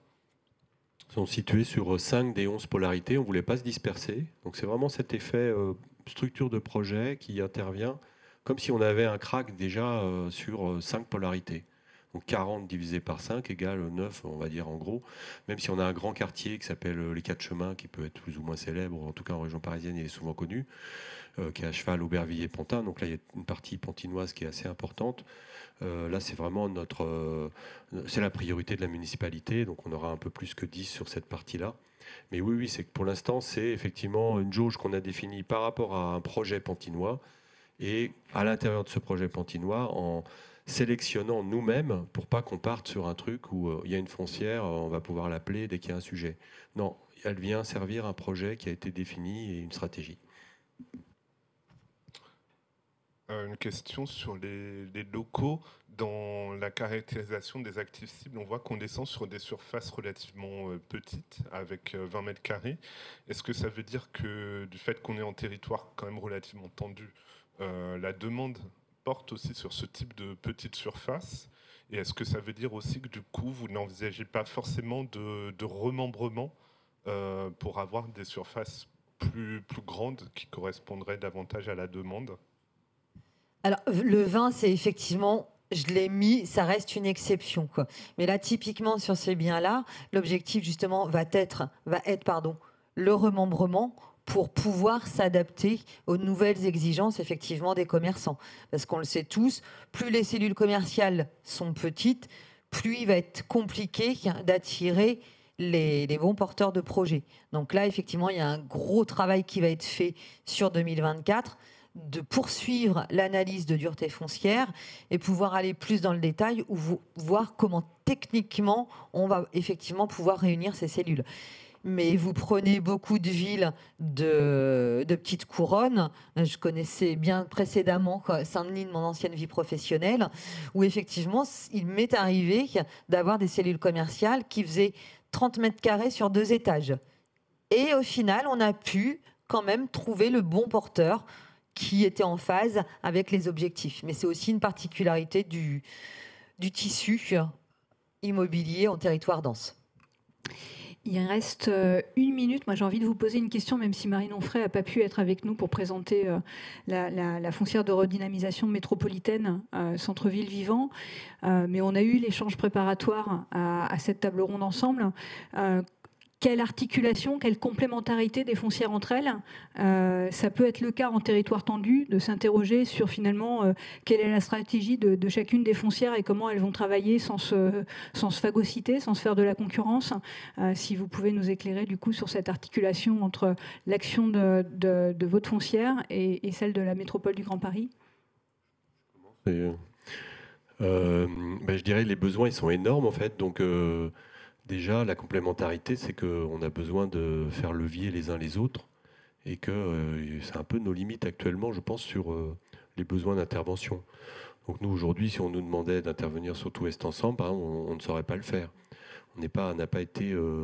voilà. Donc après, y compris sur les secteurs où on intervient, on pourrait très bien trouver des complémentarités sur certains types de locaux, grands, etc., où effectivement, ça pourrait venir servir le projet que nous portons au service actuellement de la ville de Pantin, mais pour nous appuyer sur un sujet qu'on aurait du mal à prendre tout seul ou qui mettrait en difficulté notre modèle, non pas d'un point de vue forcément économique, mais même de volume. Troisièmement, rien n'empêche, je pense à terme, mais c'est à chacun ensuite de cheminer, qu'on puisse aussi avoir des combinaisons sur des mêmes territoires qui soient ensuite actionnariales. On peut croiser des choses. Voilà, donc nous, on a beaucoup travaillé avec Est Ensemble qui s'interrogeait sur un outil intercommunal et qui aujourd'hui a pris l'arbitrage de ne pas créer un outil intercommunal parce que c'était pour un certain nombre de raisons, et qui va plutôt s'appuyer sur le local et sur la foncière métropolitaine. Donc du coup, le local, ça peut être nous. C'est Montreuil aussi qui réfléchit à faire monter sa SEM sur cette activité-là. Et voilà. Mais je vous dis, les besoins sont énormes. Je ne sais pas si Sandrine, vous voulez rajouter quelque chose. Oui, et puis nous, la différence de la métropole, c'est qu'on est vraiment un acteur local. Et le fait de pouvoir travailler en complémentarité va permettre d'alimenter nos réflexions, voire quelque part même nos bases de données et nos pratiques. Donc même ne serait-ce qu'en termes de savoir-faire et de connaissance du territoire d'intervention, on sera dans une complémentarité. Merci. Le sens du territoire est essentiel, moi je pense, pour mener ce type d'action. Merci beaucoup. Peut-être Olivier Nard, qui est avec nous dans la salle, qui est un des collaborateurs de mon équipe et qui a appuyé la direction régionale dans la structuration de la foncière de la métropole du Grand Paris sur ce sujet de coopération et d'articulation des foncières entre elles, puisque c'est une question qu'on se pose souvent, nous, en Ile-de-France, quand on accompagne des projets. Oui, la question de la coopération. Oui, la question de la coopération entre les foncières est une question stratégique. Nous voulons effectivement maintenir une bonne coordination entre ces différents outils pour profiter, en fait, pour faire des fertilisations croisées, pour échanger de la compétence, pour échanger aussi des capitaux, parfois sur des opérations de taille importante. Il y a une question effectivement de partage des risques ou de partage des opérations. Et la question de fond, effectivement, c'est le maillage global du territoire et l'importance d'avoir une couverture qui soit suffisamment large. Et peut-être qu'aucune des foncières ne peut à elle seule garantir. Donc la question de la complémentarité, une question à laquelle nous veillons énormément, et de l'échange des bonnes pratiques entre les différents acteurs, parce que finalement, c'est les mêmes problématiques, les mêmes méthodologies en tout cas, qui se présentent. Nous garantissons, la Banque des Territoires, nous sommes présents dans toutes les foncières d'Île-de-France. Nous développons les pactes d'associés sur le même format, avec les mêmes méthodes, les mêmes organisations. Et je pense que c'est un élément important de transfert de compétences et d'acquisition de compétences et de transfert des savoir-faire, qui est aussi une clé de la réussite des foncières. Merci beaucoup Olivier et merci beaucoup à vous trois. On a quand même réussi l'exploit avec un intervenant en moins de dépasser de 3 minutes le temps qui nous était imparti. Donc Olivier Toubiana qui va animer cette deuxième table ronde. À toi de relever le défi pour qu'on termine en temps et en heure. Et un grand merci vraiment à vous trois, c'était passionnant.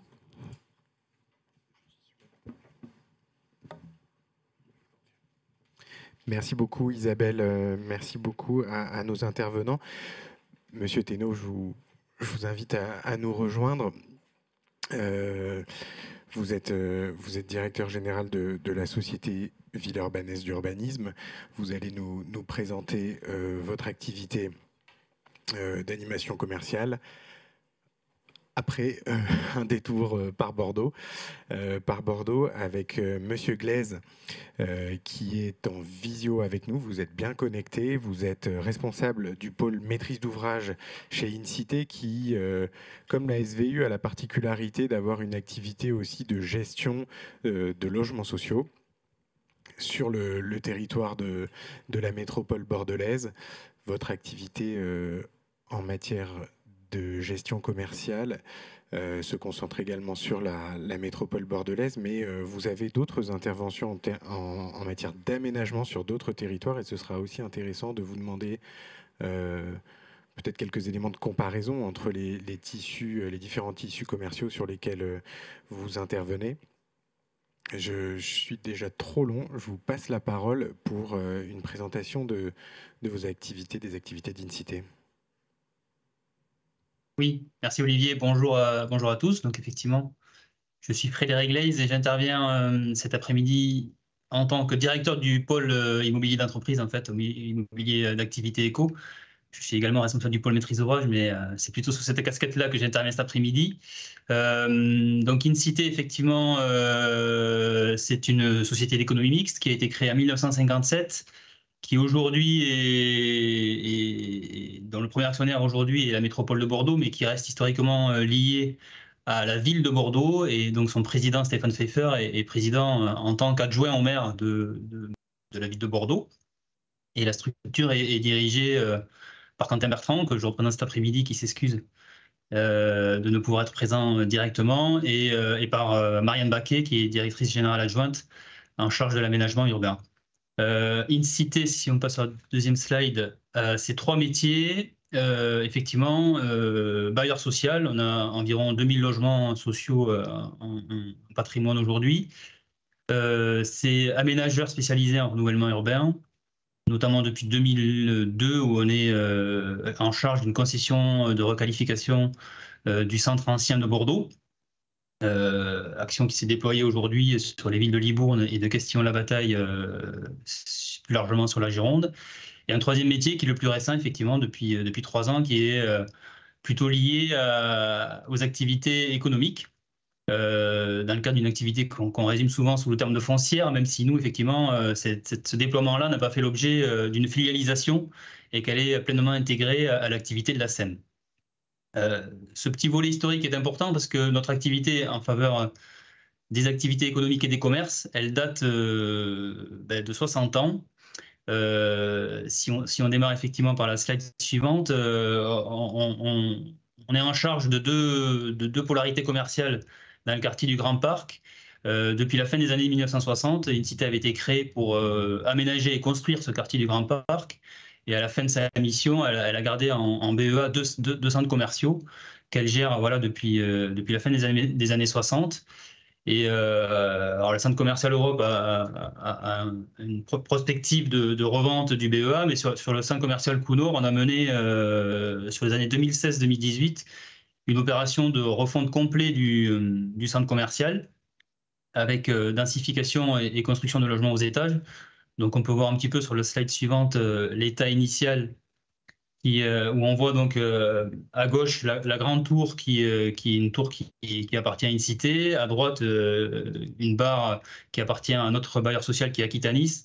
Et entre les deux, on avait donc ce centre commercial en rez-de-chaussée qui avait été construit donc dans les années 60 et qui présentait voilà, certains signes avancés de vieillissement.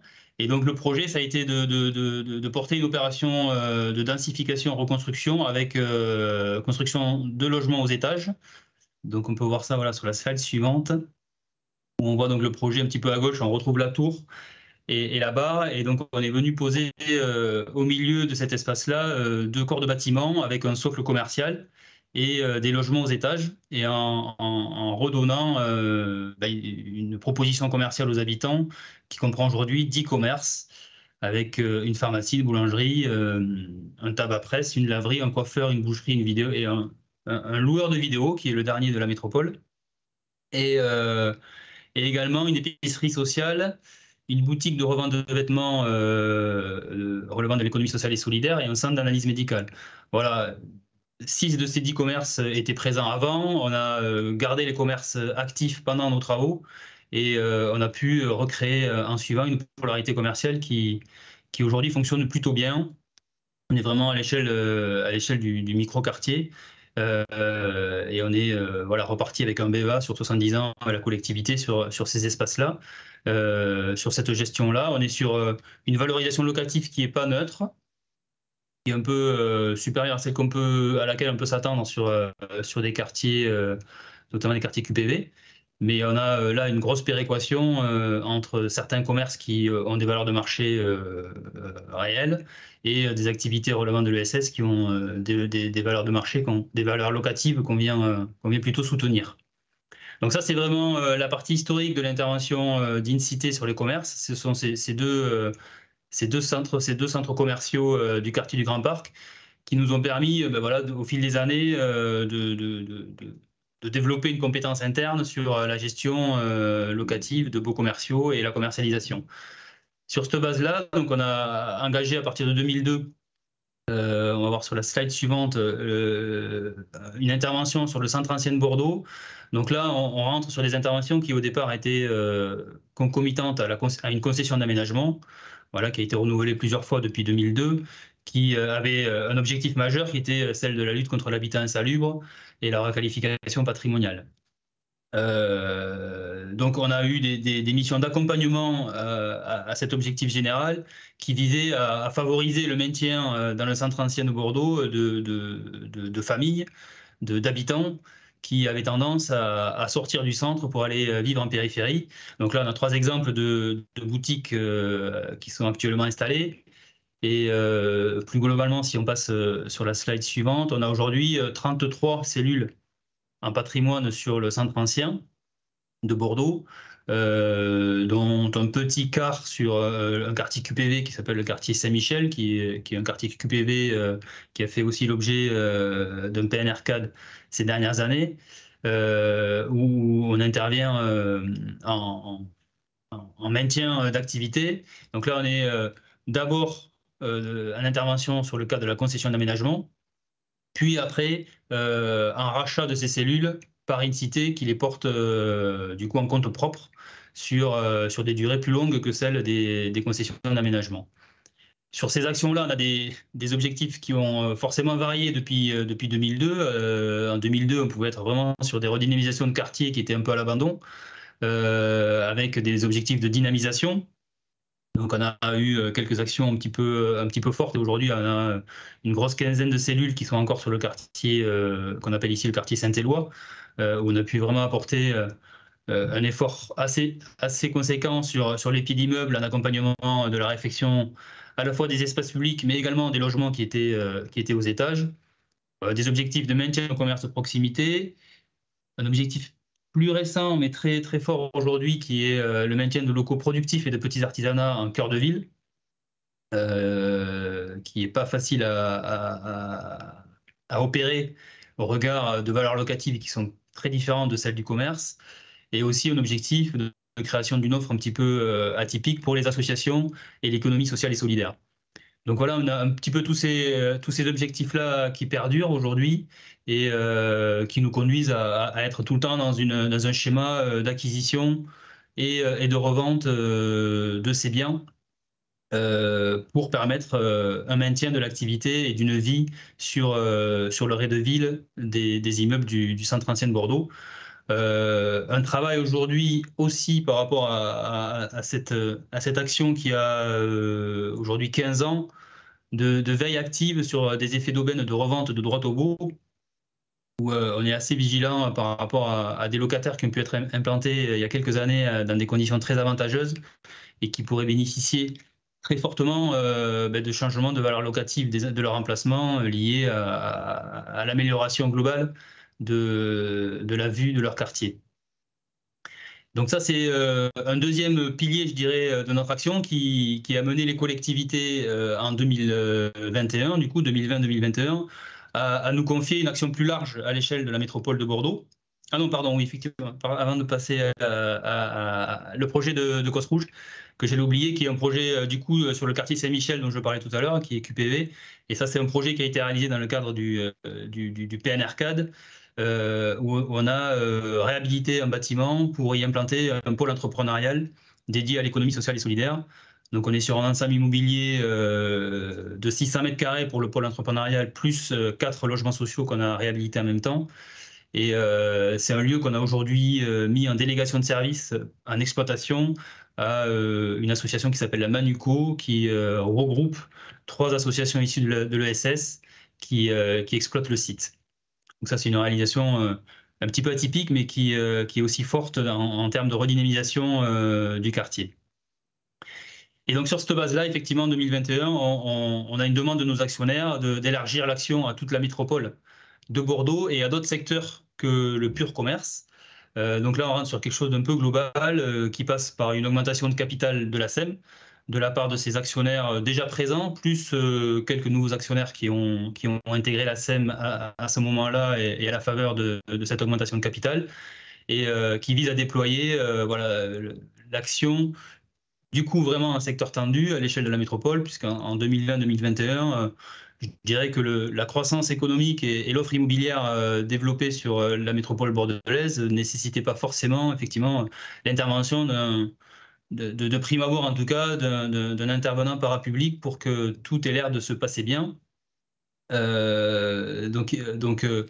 Pourtant, il y avait des enjeux, effectivement, sur certains secteurs géographiques où les opérateurs privés avaient quand même plus de mal à aller, et sur certains produits, je dirais, immobiliers un peu atypiques, qui sont notamment liés à une problématique qui touche un petit peu toutes les métropoles, mais qui est l'optimisation foncière. Et donc aller chercher comment arriver à densifier les activités sur un même site en mixant les usages et entre guillemets un petit peu en les empilant. Donc on voit le programme un petit peu qui est en photo à gauche là sur Brazza, qui est un immeuble de 3000 m², qui est dédié aux activités artisanales, qui devrait se développer sur 4 niveaux. Donc on est sur de l'artisanat à étage, qui est un produit assez innovant sur lesquels la promotion et les investisseurs privés peut avoir quelques réticences à se projeter, même si on est sur un emplacement prime. Donc si on passe sur la slide suivante de manière un petit peu globale, une augmentation de capital de 7 millions d'euros, avec des items un peu posé au départ de notre action sur une production moyenne de 1250 m² par an pendant 10 ans, à un coût moyen qui avait été fixé à l'époque à 1520 € par mètre carré. Donc on va voir qu'aujourd'hui c'est quand même un coût d'investissement moyen qui est extrêmement difficile à tenir, avec un prix de location moyen qui avait été posé pour arriver à un taux de rendement qui était de 7%, qui, pour tous les acteurs qui interviennent avec la Caisse des dépôts et la Banque des territoires, c'est un objectif qui est assez couramment posées, avec des cibles assez larges, mais qui relevaient toutes un petit peu de l'économie de proximité. Donc voilà, au sein de la métropole, on n'avait pas vocation à se positionner en concurrence des gros acteurs d'aménagement qui étaient vraiment sur des postures d'attractivité fortes, comme peuvent l'être voilà, les OIM ou Atlantique.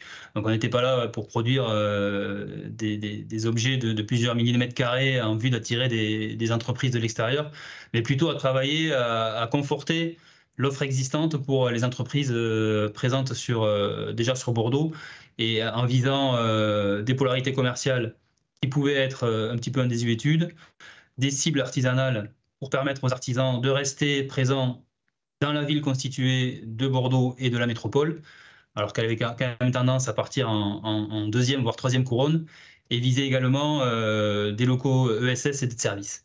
Donc ça, c'est vraiment un petit peu les cibles générales à l'échelle de la métropole. Et aujourd'hui, si on parle déjà des difficultés à un secteur tendu, c'est que la difficulté à un secteur tendu, pour nous, c'est d'avoir accès au foncier.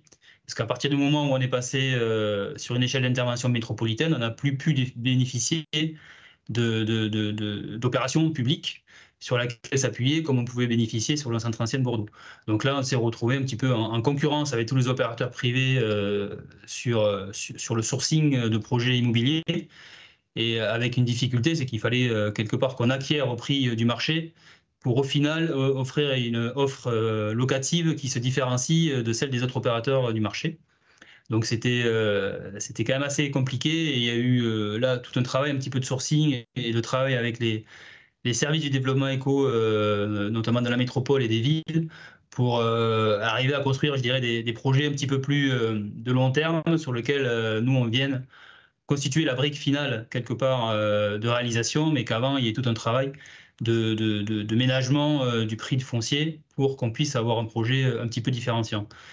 Donc aujourd'hui, globalement, si on regarde la slide suivante, on est sur environ 13 opérations globales qui ont été présentées à notre conseil d'administration pour être réalisées, 17 opérations pour une surface visée d'un peu plus de 13 000 m². Donc on est déjà, je dirais, dans la cible globale du plan d'affaires qui avait été posé initialement, pour un coût de revient global de 23 millions d'euros, et on est sur un prix moyen à 1 700 € du mètre carré à peu près. Donc on est au-delà du 1 500 €, et compte tenu des inflations, parce que là-dedans il y a aussi les coûts travaux, des inflations récentes, on reste quand même sur quelque chose d'assez mesuré et d'assez maîtrisé, avec des échelles d'opération qui peuvent être très très variables là aussi, puisqu'on peut être à une cellule du centre ancien de Bordeaux qui veut faire 120 m², jusqu'à des acquisitions de pôles artisanaux sur un peu de la périphérie qui font plus de 2500 m².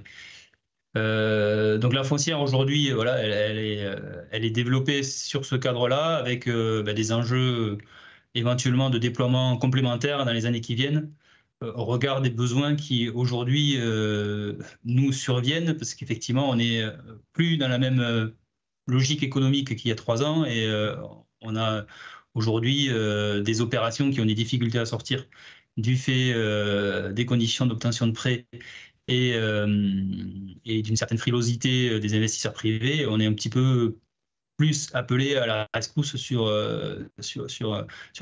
l'aide à la sortie de programmes immobiliers.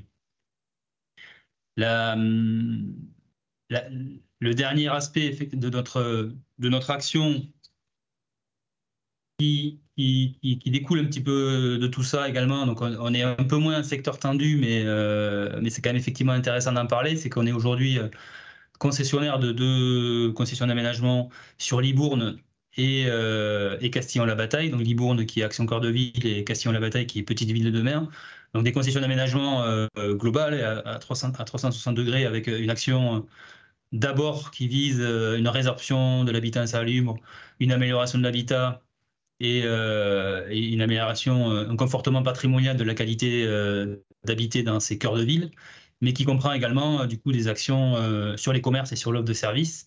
Donc on n'intervient pas sur ces 2 communes-là en tant que sur du portage foncier direct en tant qu'incité en compte propre. Par contre, on met au service toute l'ingénierie qu'on peut développer par ailleurs sur les stratégies globales de redynamisation, le montage des dossiers de subvention, notamment le FRLA, les stratégies de négociation d'acquisition, la maîtrise des travaux de rénovation, la commercialisation, puis la gestion locative sur la durée de la concession d'aménagement. Donc là, on est sur 6 cellules, 6-8 cellules sur Libourne, 4-6 cellules sur Castillon, où on vient apporter un petit peu cette expertise complémentaire qu'on déploie de manière plus large sur la métropole bordelaise. Voilà. Pour conclure sur notre action aujourd'hui, c'est vrai que issu, je dirais, de l'historicité de notre action sur les commerces, on a aujourd'hui un panel et une réunion de compétences en interne qui nous permet, et une capacité capitalistique qui nous permettent d'être très réactifs sur les demandes qui peuvent nous être soumises par nos partenaires, que ce soit des collectivités locales ou des partenaires privés, et une capacité à apporter des réponses très rapides sur notre opportunité à agir sur ces questions-là. Voilà, je laisse un peu de temps aux questions-réponses. Merci beaucoup, Monsieur Glaise, d'autant qu'il y a plusieurs questions qui sont arrivées pendant votre intervention. Mathieu, je te laisse en faire part. Oui, une première question sur les étages des rez-de-chaussée commerciaux. Vous est-il arrivé en centre ancien de rencontrer le cas de figure où l'étage au-dessus du local est abusivement exploité pour du stockage? Et si oui, comment avez-vous fait pour pouvoir y remettre du logement, par exemple en créant un accès indépendant ou depuis l'extérieur, voilà, comment cette difficulté a-t-elle été traitée? Oui, on a déjà rencontré ce cas de figure. Généralement, sur le centre ancien de Bordeaux, quand on devient propriétaire d'une cellule, on devient quasiment systématiquement propriétaire de tout l'immeuble. Donc après, c'est une négociation avec le commerçant qu'on essaye de reloger, parce que quand on acquiert tout l'immeuble, c'est que généralement, il y a une opération de réhabilitation globale qui doit être menée dessus.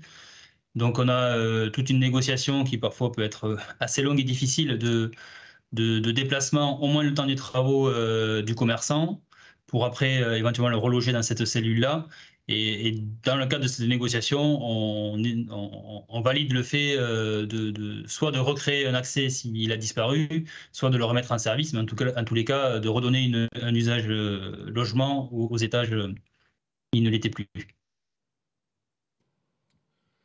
Sur le centre ancien de Bordeaux, vous êtes intervenu, on l'a vu, sur le très long terme, avec une concession qui a débuté en 2002, mais une intervention encore antérieure.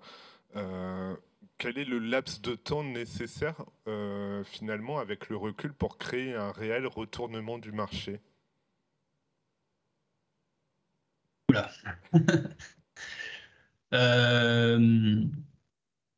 Je ne vais pas donner de règles définitives parce que je ne pense pas.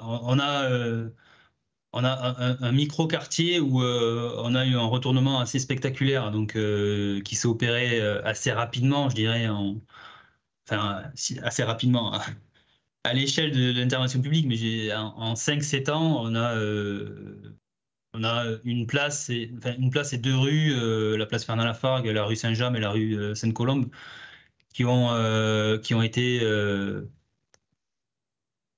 très significativement transformées, mais il y a eu une autre action sur les pieds d'immeubles et une autre action sur les logements au-dessus, parce qu'on a intervenu assez fortement en rénovation de logements sur ces étages-là, un accompagnement via les OPA sur la rénovation d'autres immeubles qui ne nous appartenaient pas, et puis la réfection des espaces publics qui ont été faits aussi à ce moment-là.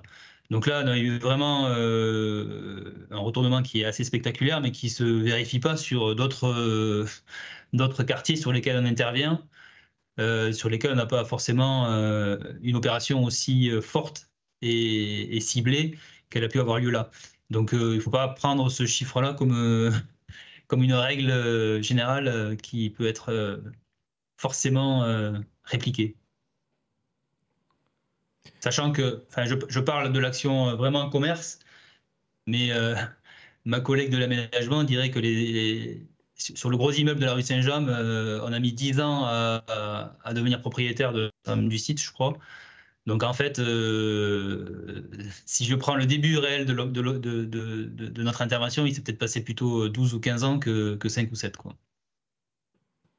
Merci beaucoup. Peut-être une dernière question pour rester dans le temps imparti, Mathieu.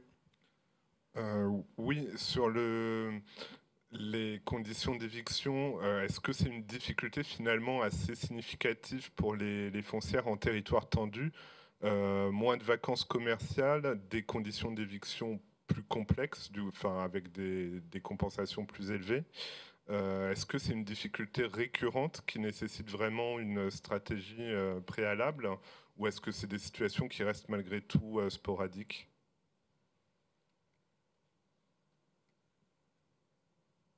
En tout cas, c'est un vrai sujet qui est appréhendé au moment de l'analyse de la dureté foncière du site sur lequel on nous demande d'intervenir. C'est pas quelque chose de sporadique, c'est quelque chose d'un peu constant dans notre réflexion et qui conditionne nos modalités d'action. Donc c'est vraiment quelque chose de très prégnant, oui. Merci beaucoup, Monsieur Glaise, pour cette présentation et puis les réponses aux questions. Je passe tout de suite la parole à Monsieur Thénault. Vous êtes directeur général de la SVU à Villeurbanne et vous avez une action historique en matière de commerce de centre-ville qui aujourd'hui connaît un nouvel élan. Alors nous, on a une histoire qui a un peu plus de 90 ans, donc je vais dire que ça fait un peu plus de 90 ans qu'on s'en occupe, donc je ne sais pas en combien de temps on a un retournement de situation dans un secteur comme le nôtre. Ce qu'on peut dire, c'est que la SVU, elle a été créée pour justement venir greffer à Villeurbanne un centre-ville il y a maintenant un peu plus de 90 ans. Ça n'a pas toujours été une réussite. Il faut aussi se dire ça n'a pas toujours été facile au long de l'histoire. On est en train de la retracer aujourd'hui et c'est intéressant aussi d'avoir ce retour en arrière un peu long. On apprend aussi des choses.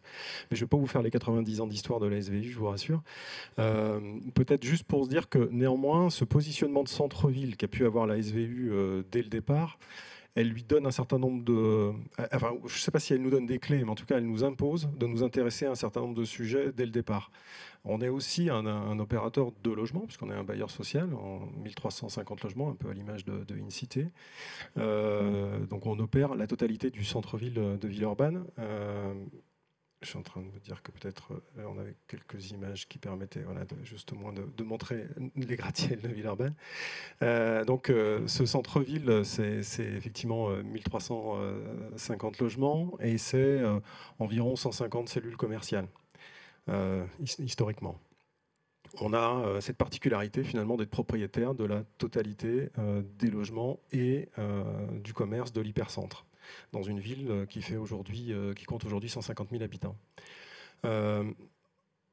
Ça marque vraiment l'identité de Villeurbanne. Voilà, c'est vraiment un endroit qui a fondé Villeurbanne, même dans ce qu'elle est aujourd'hui. Il y a deux choses à Villeurbanne extrêmement remarquables, c'est les gratte-ciels, et la deuxième chose, c'est l'Asvel, avec le basket, pour ceux qui s'intéressent au basket.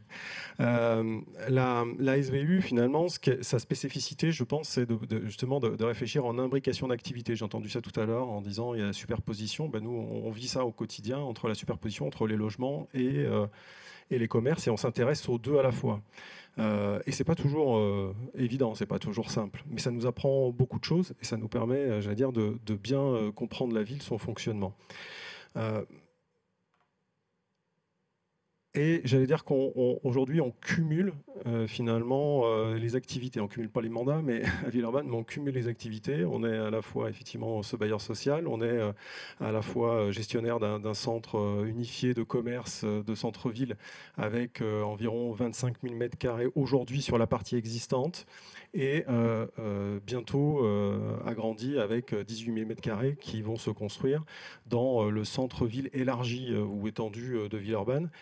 dans le cadre d'une ZAC qui s'appelle la ZAC Gratte-Ciel Centre-Ville, dont l'aménagement est opéré par la CERL, qui est l'aménageur de la métropole de Lyon, mais pour lequel la SVU, à travers une filiale créée avec la Banque des Territoires qui s'appelle Gratte-Ciel Développement, vient en fait venir opérer la totalité du commerce, du pied d'immeuble de cette ZAC, et même y compris, j'allais dire, aussi de l'offre de services urbains associés, stationnement, conciergerie, etc., qui sont en fait qui permettent en fait au centre-ville de doubler sa capacité et puis de renouveler aussi. C'est-à-dire qu'on est à la fois dans un doublement du centre, mais on est aussi dans le renouvellement de l'offre de commerce. Le commerce, c'est une matière, on le voit, hein, c'est une matière extrêmement, j'allais dire, sensible, complexe, parce que c'est très lié à un territoire, parce que c'est très lié à ce dont on peut avoir besoin comme service dans un centre-ville, et c'est aussi quelque chose de très changeant, qui mute beaucoup, et pour lequel il faut avoir une lecture. Alors on a rarement la boule de cristal, mais on essaye néanmoins de ressentir un peu les évolutions. Et on le voit, nous, encore récemment, hein, le centre-ville de Villeurbanne, par exemple, a été scanné dans le cadre d'une grande enquête qui touche la métropole, plus globalement la métropole de Lyon, et qui est réalisée par la Chambre de commerce et de l'industrie, et qui permet d'avoir une image de travers ce qu'on appelle une enquête ménage, et qui a lieu tous les 5 ans. Et cette enquête, elle permet de scanner les habitudes de consommation de l'ensemble des acteurs de la métropole sur la durée. Et ce qui est intéressant, c'est qu'on voit progresser, par exemple, les achats en ligne sur un certain nombre de secteurs du commerce, hein, et en particulier tout ce qui concerne l'équipement de la personne, qui devient extrêmement complexe aujourd'hui de pouvoir proposer dans notre offre commerciale. Mais en même temps, on voit que l'offre à Villeurbanne a plutôt bien résisté par rapport à d'autres secteurs qui ont pu être plus touchés, et ça prouve que l'action qu'on a au quotidien, elle a au moins le mérite de pouvoir accompagner ces transformations-là. Donc on est... je pense que ce qui, pour moi, est encore une fois un élément important. Alors je me permets de juste faire une petite parenthèse en me disant que, là encore, je fais un retour du côté de la Banque des Territoires, mais je trouve très intéressant, en tout cas, ces ateliers, parce qu'ils nous disent aussi que finalement, on va peut-être aller faire un petit peu de tourisme et à Pantin et à Bordeaux, à minima, parce qu'on voit qu'il y a des choses à retenir et à entendre de ce qui s'y fait et qui pourrait venir compléter ce que nous aussi on fait. Et je vous invite évidemment, à l'inverse, à venir nous visiter. Je pense que la particularité, c'est aussi de se dire que ça nous a amené, au fil du temps, à nous intéresser vraiment à la manière dont fonctionnait l'écosystème. Parce que en fait, tout ça est un écosystème. C'est fragile, c'est en mutation, et parce qu'en fait, ça vit. Et tout ce qui vit a besoin d'être un peu, j'allais dire, observé comme un écosystème. Et nous, on le fait aussi dans le cadre du management de centre-ville, c'est-à-dire qu'on est aussi opérateur du management de centre-ville de Villeurbanne, ce qui nous amène à avoir un lien très très fort avec les commerçants, j'allais dire au-delà de simplement de notre rôle de bailleur commercial. C'est-à-dire qu'on est aussi partie prenante avec eux de l'animation commerciale, de la manière dont s'organise le commerce en centre-ville au long de l'année, et puis ça nous amène aussi à réfléchir avec eux aux perspectives et à la manière dont fonctionne aujourd'hui et fonctionnera demain leur activité. Et par exemple, sur les sujets qui peuvent être ceux aujourd'hui qui nous intéressent, nous, en centre dense, en centre-ville, en centre urbain, de logistique, et notamment de logistique urbaine. Et donc l'ASVU est aujourd'hui partie prenante par exemple d'un consortium qui a été lauréat de l'appel à la manifestation d'intérêt sur la ville durable, et donc la SVU, dont sa métropole de Lyon qui en a été le lauréat, et la SVU est membre du consortium.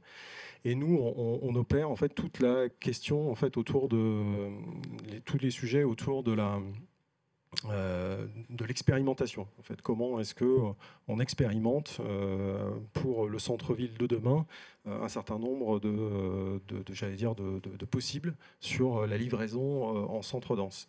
Donc, voilà, ce sont des éléments qui montrent qu'en fait, on ne peut pas, enfin nous en tout cas dans notre rôle, et peut-être parce qu'on est aussi inscrit dans le temps très long, on ne peut pas ne pas finalement s'intéresser à la globalité de ce qui fait centre-ville. Et ça, j'allais dire, c'est un peu le point de départ pour nous. C'est-à-dire que, vous voyez, il y a 2 tours. Alors, parfois, je plaisante en disant que c'est un peu notre château avec ces 2 tours. Mais finalement, c'est un peu le point de départ. Le point de départ, à la fois parce que le centre-ville s'élargit, comme je le disais tout à l'heure, et s'étoffe avec ce doublement. Mais c'est aussi un point de départ parce qu'il y a d'autres problématiques dans la ville. Et on est effectivement à l'écoute du besoin de nos clients, nos commerçants, mais on est aussi à l'écoute, évidemment, d'abord du territoire et de ses besoins. Et dans la ville dense, le sujet a été évoqué tout à l'heure, c'est aussi de pouvoir accompagner d'autres problématiques, et notamment les problématiques d'éviction d'un certain nombre d'activités qui ne trouvent plus ou ne trouvent pas à se loger, entre guillemets, au centre-ville, ou en tout cas dans ces centres urbains, ou de moins en moins. Et qui posent d'autres problématiques, et notamment la question de l'accompagnement de l'artisanat. C'est-à-dire qu'on se retrouve avec des artisans qui sont souvent au-delà du périphérique, dans le cas villeurbanais, et avec des effets de transfert où on a beaucoup de mobilité, j'allais dire, subie liée à ces transferts-là. Et donc l'ASVU voilà, a été amené à réfléchir aux moyens de pouvoir accompagner ce besoin-là, comme celui d'un certain nombre d'entreprises, qui sont des entreprises entre guillemets à rentabilité limitée ou faible, et qui sont pourtant nécessaires parce qu'ils apportent une autre valeur que la valeur purement financière ou purement économique, et qui sont nécessaires à la vie dans ce centre urbain. Et c'est là que intervient en fait le projet pour nous d'intensification de notre capacité, qui est, que vous évoquiez tout à l'heure, effectivement, où la SVU aujourd'hui est en phase de recapitalisation, on va dire soutenue, puisque on recapitalise la SVU dans les mois qui viennent. Hein. Les décisions ont été prises du côté de la plupart des partenaires, que sont évidemment la ville de Villeurbanne, la Banque des Territoires, la Action Logement Immobilier, la Caisse d'épargne et la Chambre de commerce et de l'industrie de Lyon, qui viennent apporter 33,7 millions d'euros en recapitalisation, et avec aussi un élément important pour nous qui est un apport en patrimoine de la ville de Villeurbanne, de l'ensemble immobilier qui est ici à l'image, qui est celui des gratte-ciels de Villeurbanne, qui est assis sur un bail amphithéotique à l'origine.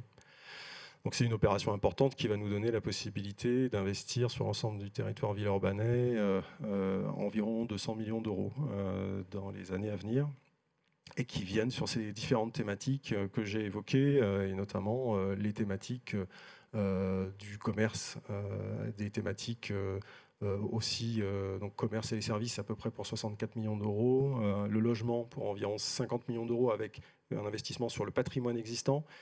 Mais là encore, on est en imbrication, donc c'est logement et commerce, puisqu'il y a une partie qui vient toucher le commerce existant.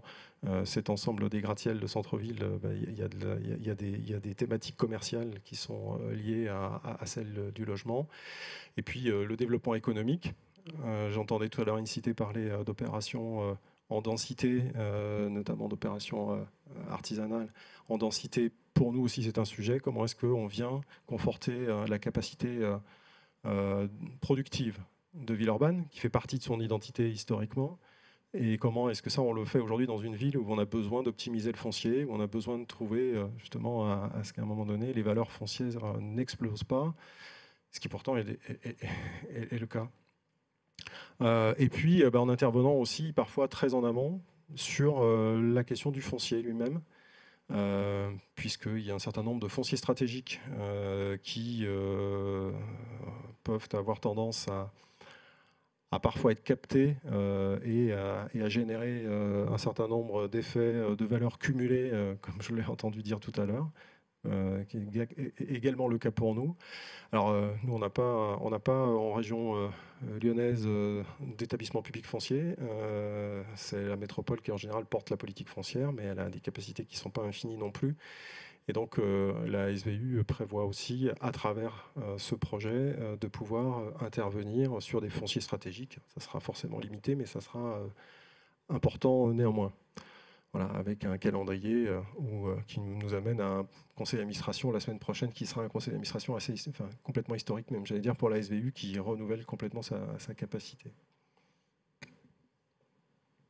Merci beaucoup, Monsieur Thénault. Je pense que c'est très intéressant vos interventions d'INCITE et de la SVU pour montrer à quel point avoir une action sur le commerce nécessite d'actionner de nombreux leviers, que ce soit la concession sur le centre-ville de Bordeaux, une action foncière plus en amont en ce qui vous concerne, mais aussi d'autres outils. Vous avez à la SVU la particularité d'être titulaire d'un CRAC, qui ne porte pas sur le secteur stricto sensu des gratte-ciel, mais qui vous permet aussi d'avoir une activité sur le commerce. Donc ça permet effectivement, en fait on utilise, on essaye d'utiliser la palette la plus complète possible, et donc effectivement mobiliser par exemple la capacité du CRAC, c'est mobiliser la capacité finalement d'une quasi-concession d'aménagement. Donc en fait on utilise les mêmes outils, ça nous permet de nous inscrire sur le temps long, ça permet de l'inscrire dans un bilan d'opération qui permet de porter sur la longue durée, et du coup de venir incorporer des actifs qu'on aurait du mal à porter dans le cadre d'une foncière, j'allais dire, voilà, en tout cas qui ne sont pas matures pour intégrer une foncière aujourd'hui. Donc ça permet de se situer un peu en amont, d'intervenir dans un secteur. Alors là, le secteur qu'on vise, le secteur du cours Tolstoï, c'est un secteur vraiment de déprise commerciale très fort, où se mêlent à la fois des problématiques des disparitions du commerce, mais aussi de commerce parfois j'allais dire alternatif, pour pas dire très illicite, qui en tout cas très obscurs, qui peuvent occuper ces espaces, et c'est reprendre la place. Et pour pouvoir reprendre la place, on a besoin là aussi de pouvoir le faire avec, j'allais dire, les outils que nous offre la collectivité. Par exemple, le droit de préemption renforcé, même, ce qui nous a même amené à exercer de manière un peu exceptionnelle le droit de préemption sur la propriété commerciale. Donc voilà, on est dans un cadre effectivement qui vient compléter la palette qui est la nôtre. Les locaux qui font l'objet du CRAC aujourd'hui ont vocation à terme à être intégrés dans le patrimoine de la SVU? C'est plutôt le modèle qui effectivement, en tout cas pourrait être, il n'y a rien d'acté aujourd'hui, mais ça pourrait être effectivement ce modèle-là. L'idée, c'est de pouvoir recréer un patrimoine de commerce qui pourrait demain rejoindre la foncière. Alors, je partage un peu la nuance qu'apportait tout à l'heure INCITE, c'est-à-dire que nous, on agit dans un cadre où on ne cible pas complètement une foncière, mais plutôt un ensemble d'outils qu'on utilise à travers la SVU et les filiales qui sont mobilisées. Mais effectivement, ça pourrait demain rejoindre ou la SVU ou plutôt une filiale dédiée commerce, comme c'est le cas par exemple sur la ZAC gratte-ciel. Merci beaucoup. Il y a peut-être des questions dans la salle ou en ligne, Mathieu? Juste une question. Vous êtes également bailleur social, et du coup, est-ce que dans l'action en tant que foncière de redynamisation, c'est un atout essentiel? Je pense que la question peut concerner notamment des aménageurs qui chercheraient à la fois à faire du portage commercial et pourraient rechercher l'agrément bailleur social aussi dans cette optique d'agir à 360 degrés sur le tissu urbain. Alors, je pense que ça nous apporte déjà le fait que nous, ça nous a aussi apporté l'infrastructure. C'est-à-dire que c'est un peu comme pour mes collègues, on a une infrastructure de gestion qui est celle du bailleur social, avec une capacité de gestion qui, historiquement en plus, imbrique le logement social et les commerces. Donc il y a un vrai savoir-faire de gestion, j'allais dire, imbriqué, et ça, c'est important, parce que quand on gère des locaux, on gère des charges, on gère tout un tas de sujets parfois compliqués. Donc ça nous apporte l'infrastructure. Au-delà de ça, c'est important parce que en site dense, ça nous apporte aussi une lecture de la manière dont peut fonctionner non pas le commerce ou les logements, mais dont fonctionne un immeuble. Et comment finalement le commerce, hein, c'est un peu la rue qui rentre dans l'immeuble. C'est finalement un lieu de porosité, et donc ça génère des interactions qui sont des interactions qu'on souhaite favorables, mais qui sont parfois compliquées à gérer. Pendant une période, j'avais beaucoup de réclamations sur une installation d'un restaurant qui est plus un pub et qui du coup ouvre un peu tard, et c'est à la fois de la vie, donc c'est comment est-ce qu'on accompagne finalement quelque chose qui vient activer la ville. Mais finalement, activer la ville, c'est bien, mais c'est pas forcément bien pour tout le monde, en tout cas pas forcément pour tous ceux qui habitent en haut. Donc comment est-ce qu'on arrive à penser ces interactions-là ? Donc ça se fait, et je pense que le rôle de bailleur apporte, parce que ça nous permet d'être en discussion par exemple avec les associations de locataires, avec les locataires en direct, et du coup, et à l'inverse, de pouvoir mettre en relation le commerçant et les locataires. Et donc du coup, je pense que ça c'est un atout. Ouais. C'est un atout pour faire vivre ces interactions-là. Ça l'est aussi quand on parle de gestion par exemple des déchets, qui est un sujet pas simple non plus. Je parlais tout à l'heure de logistique urbaine, mais la reverse logistique, c'est pas le côté le plus sympa et le plus simple. Donc comment est-ce que cette logistique-là est gérée ? Ça aussi, il y a aussi là la mise en place d'un certain nombre de choses qui permettent de dissocier les flux de déchets par exemple. Donc je pense que ça peut être, enfin pour nous en tous les cas clairement c'est un atout. Et alors que, et je le dis parce que moi ça fait 6 ans que je suis directeur de la SVU, quand je suis arrivé, j'avais plutôt une vision, je me disais qu'il fallait plutôt aller vers une forme de dissociation des activités, de clarification, en se disant, ben voilà, d'un côté on a le bailleur, de l'autre côté on a la foncière commerciale, bien rangée dans des boîtes. Évidemment que ça allait sur un certain nombre de sujets, et comptablement, etc. Mais néanmoins, l'imbrication, je pense que c'est un vrai atout. Aujourd'hui, avec le recul, c'est un vrai atout d'avoir cette imbrication-là. Et on est plutôt dans une forme de renforcement de cette imbrication, avec, encore une fois, tous les outils qui nous permettent de dissocier les flux financiers, par exemple. Mais néanmoins, ça nous permet de gérer aussi de manière à 360. Merci beaucoup pour cette réponse. Je ne sais pas s'il y a d'autres questions dans la salle ou Mathieu en ligne. Moi, je voulais vous poser une dernière question. On a encore quelques minutes. Sur cette activité de réserve foncière à long terme que vous évoquiez, qui doit permettre d'avoir cette action sur l'implantation d'activités, vous avez une organisation un peu particulière à Villeurbanne avec des partenaires. Malgré l'absence d'EPF que vous évoquiez, vous pouvez nous dire un mot de ces partenaires ? Alors, quand on n'a pas d'EPF, mais on a des idées. Et donc, on cherche, je pense qu'on s'organise localement sur ces aspects-là. Alors d'abord, parce que je pense que le premier partenaire, c'est quand même la collectivité. Hein, ça reste le partenaire essentiel, parce que c'est lui qui a la lecture du territoire, j'allais dire, la plus complète. Enfin, en tout cas, on le souhaite, heureusement. Donc les collectivités, en général, voilà, sont des partenaires importants.